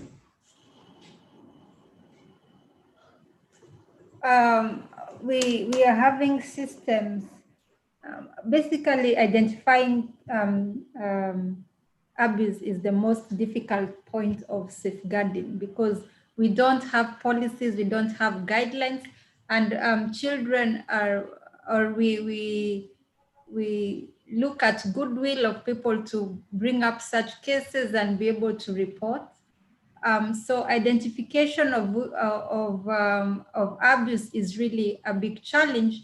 And we see that we realize children are abused when maybe they get pregnant, when we get to hear that they committed suicide. That's when we now try to look at the causes. So it is difficult to identify abuse and children in need of protection. What we have is now the policies that come up to be able to protect, the laws that give us the process of case management. That is now what really assists children, but after cases have been taken up. And then which are these policies? People are trying and countries are being advised to be able to have systems and policies at the grassroots levels of be able to, of people coming up with safe shelters, safe mechanisms to be able to identify and be able to look at cases, sensitize community workers, sensitize paralegals, be able to see which areas need redress. But rather, I would say that child protection and safeguarding is a huge challenge because of this major gap of identification of cases. Thank you, Teresa. The next question will go to Dr. Beatrice. And the question is asking you to elaborate on how children can be part of the decision-making process or processes.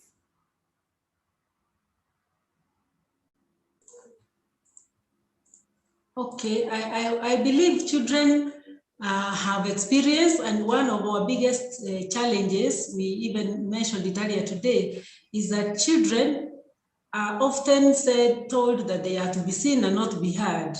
And frequently they are not given voice, they are not given a chance to express their experience. The question was asked, for example, this morning, can we teach children discernment? Yes, we can teach this discernment to children. We can teach discernment even to very illiterate people, because all the time people are engaged in making decisions, and children can be involved by getting their view, getting their feel. Even if their vocabulary is limited, they have an experience and it registers. So we need to, even if they don't make the decision, they need to be heard very well. That's part of being part of the decision making. They need to be enabled to interrogate themselves at whatever level they can. And I'm not, it's not my preserve, but I know that as a parent, as an educator, young people, children, they do have a say. They do have a sense of, sometimes they experience things that parents don't actually understand, or parents don't know, or educators don't know, or ministers don't know. So we need to engage them and not to exclude them. Not only it's their right, but it is for their well-being. And they also grow into knowing that their experience is valid. You would have seen some cases, for example, I was watching something in the US, and it happens everywhere. Someone gets abused as a child, and it continues even into adulthood, all the way to 30, 40 years. Somehow they don't become aware that their negative experience is valid and should be listened to, so that it can guide decision making. So it's really very important that we can listen to children. That would be my take on it, but Josephine and others may have an input.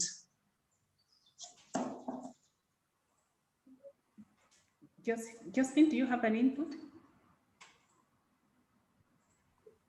I think my colleague has represented me well. Thank you. Okay. So the next question will go again to Teresa. And this is about what happens to the victim when the perpetrator is a family member.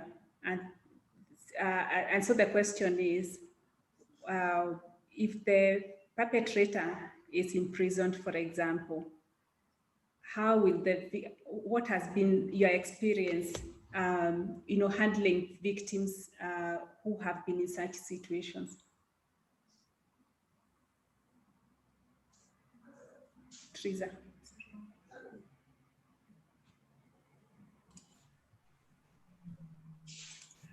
We have had progressive laws, and the recent is the protection against domestic violence that was introduced in Kenya, for instance, it says that you can get occupation orders from court where maybe children are abused by fathers, and it directs that the court can actually order the father to move out of the house until further directed.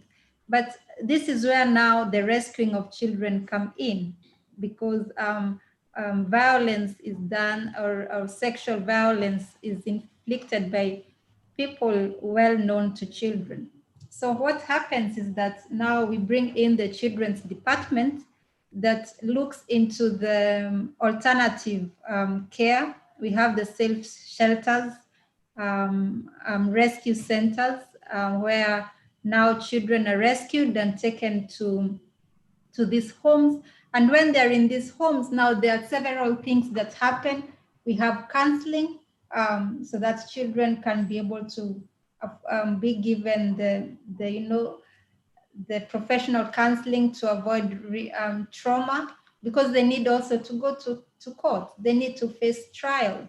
And you can imagine a 9-year-old girl going to court, not knowing why she's giving evidence against the father. So counseling comes in handy.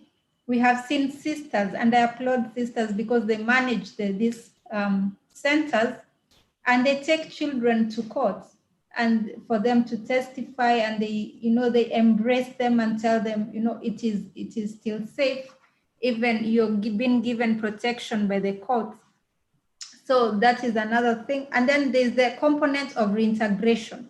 We need to know how is it going to be after we finish the trial. So there's the social workers who make home visits, being able to now just talk to children, talk to families if they're able to accept children back home. Some are not. And also the courts give, the victim impact assessment, even the we call them the pre-sentencing reports by the probation department, which advises the courts, what is the situation back home. So basically it's quite an elaborate, different cases have different ways of handling, but this is also another, major concern when it comes to survivors, because leave alone the children. Remember, even mothers are witnesses, most of them are witnesses when in cases affecting their children. Are they safe home? How are they considered by in-laws? So that is also a reason why cases don't even make to court, because of some of these challenges. Thank you so much, Teresa. That is quite elaborate. Now, the next question will go to Josephine, and it is about the culture of silence. And the question is, how much do you think the culture of silence contributes to the insecurity that you have talked about that children face at home? You said home is quite unsafe for children. How much is the culture of silence contributing to this? Very much, Beatrice. It is important to note that the home, whether safe or unsafe, is where a child knows that that is where they belong. And in some circumstances, the culture of the family determines whether a child can say something or not say anything. So the culture of silence could be made worse by the circumstance or the environment in which a child is living. The second thing that could promote that culture of silence is when children are not aware about their rights, and they are not aware about where they can get the support that they need, as Teresa was saying. So in such situations, then children are unaware on what to do with themselves when something happens to them. And that can really happen in families, because children do not want to say anything about their family because it is where they belong, and they don't want to lose their belonging in terms of their family. So it can really be a disaster. In other situations, the culture of silence is promoted by threats. threats by whoever the perpetrator is. So if children are aware about the possibility of safety after being open, then that can promote them sharing what they are going through, and that can help solve their problems. Thank you. Thank you. Thank you, Teresa. Sorry, Josephine. So I want to pose this question to Dr. Beatrice, and it relates to one of the projects that you carried out. And I think it was about the COVID-19 situation and children. What is out there? What help is available for the children who have been affected by abuse due to the restrictions brought about by the COVID-19 pandemic? What assistance is available? Okay, first of all, I want to say that the research you're referring to was not by us, so I may not have the relevant answer. But I would like to say that, we have seen incredible things happen during this COVID time, and our systems are not in place to handle the level of violence, the level of terror that children and the families in general are going through. So this is a trying time for us. And I think we needed to put ourselves out as possible answers. We need to put ourselves out as institutions and provide answers, even at least as go-to places, to make more available go-to places, because there is an emergency out there. But as I said, that was not an area I researched, and so I don't actually have an immediate and well-sought answer. I'm sorry about that. I think I was referring to the research in Benin, Kenya, and South Africa. Mm-hmm. So that answer still holds, yeah, because what we did was before COVID, right? The research we did with Benin and South Africa and Tangaza representing the Kenyan situation was pre-COVID. Yeah. Okay. Thank you, and sorry about that. So still remaining with you, Dr. Beatrice, you talked about the workplace environment and how it affects family stability and relations. So the question is, how can the church support families to address this particular aspect? Yeah. I hope that some of the things I said would be valid, but they would need to be visited and looked at in the context of each institution. That is to say, for example, job crafting. But I think I saw that one element of that question is that sometimes church institutions pay very poor salaries and can create very angry people working there. So it's part of a whole package of being concerned for the well-being, total well-being of the family. So that when you have a lay person with a family working for you, it is not just that person, it is that person and such several dependents. We need to work with them, not just as a position that they hold, but as a human being who is actually contributing to what our society is becoming. So we need to engage them as human beings. I think the conversation about paying well or not paying well, or how much money is enough, it's very relevant, very important, but it's actually part of a bigger conversation, a conversation about well-being and making sure that the people we live and work with are able to really live, not just to kind of survive and struggle. So it's a paradigm shift that we need. A paradigm shift that we tend to be guided, unfortunately, and I stand to be corrected, but in my observation, ecclesial institutions tend to operate Monday through Saturday, like the business world, most of them. You want to make sure you have this kind of edge, and you're not thinking about really chartering a different path, a path that is more informed by, if you like, Catholic social teaching, that is more informed by really the dignity of the human person. So I don't want to isolate it as a pay issue only. There is pay, there is personal development, there is a sense of dignity, there is the ability to welcome the family in the space. There is all that. There's ability to take time out and really dedicate to family. There is a lot that can be done. The point is, are we taking on a person, as a person from a family, with a family, mindful that there is a family there and that we are actually ministering to family? Or are we just thinking about a job? Your job is to be this whatever the position is, and we can forget that, and then that is very unfortunate, because it becomes a mechanistic approach.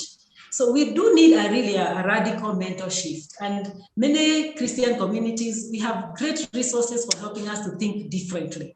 So when we do, we actually find ourselves thinking differently, and I've seen it happen. So it's not a prescription of how much is enough.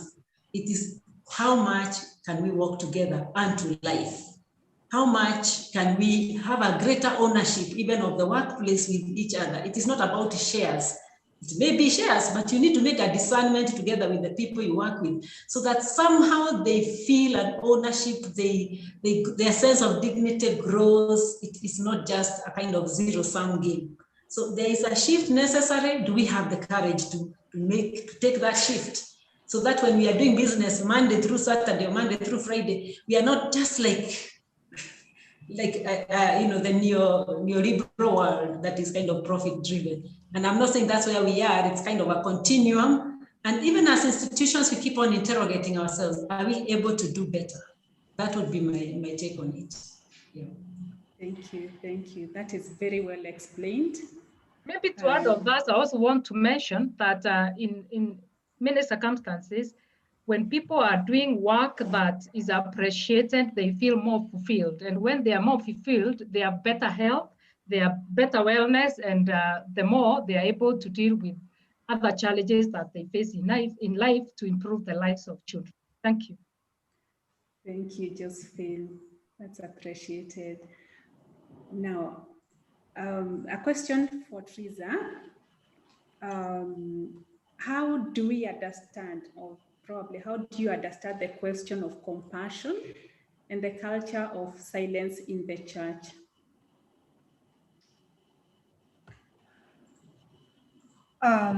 Compassion is when we come together to really in safeguarding children safeguarding children in terms of abuse, and safeguarding activities really might not be the reason, or may not be the reasons why the church become silent in terms of abuse, because some activities of compassion are really welcomed. Rescuing of children is really a sign of compassion. Housing victims of abuse is a sign that the church really wants to restore dignity for those already who have undergone violations.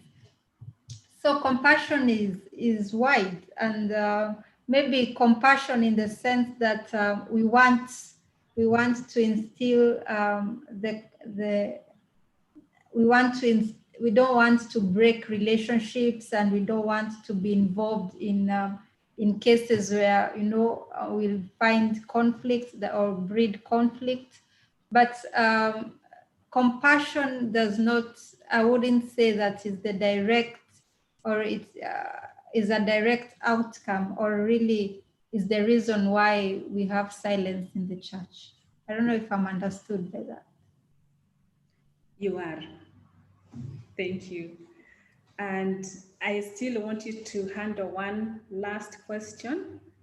And the question is whether we can have, or rather, how safe is the whistleblower who raises alarm on child abuse cases? And are there laws governing such, probably in Kenya and the rest of the continent of Africa? You remember when I started the presentation, I started by saying that many people shy away from engaging in human rights fighting for space in human rights because they're afraid of their rights, of their lives. Many cases, I would give my example. You feel that you're not even safe walking away from court because there's so many people. There are two sides that there's one that believes that one is innocent, and there's the other one that really wants justice, and you have to choose, where do you stand? So sometimes, and this is a concern even as we work with the Catholic Justice and Peace Commission, when they ask who really will defend our rights, who really will defend us when we are faced with, we are faced with danger when fighting for rights. We have seen organizations like in Kenya, like the human rights defenders that come up with even alternative homes for defenders of human rights. We have seen them evacuate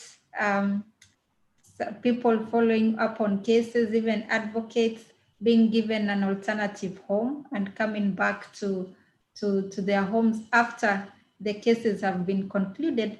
But we have also seen people losing lives. We have seen people not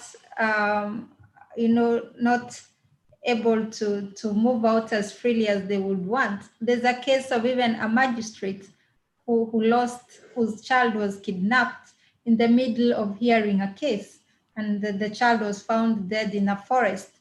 So there's so many reasons why fighting over and facing human rights violations, especially sexual offenses, are very constricting. The major case that I remember is when someone working in the government was accused of sexual abuse. And you could see that no one really, even the society, did not want to speak about it.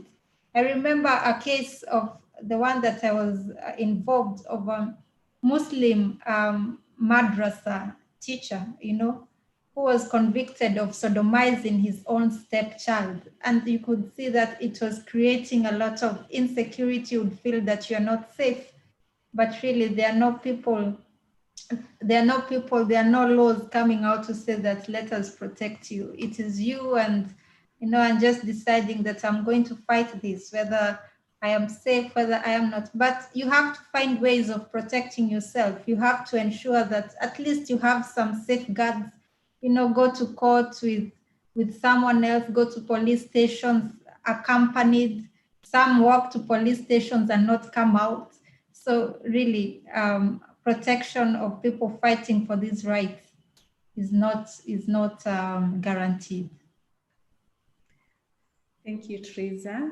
And I think we really appreciate that this work also requires bravery, like a lot of presenters have said, including even in our positions of leadership and in various other places. So I think we have done well, and we can close at this point.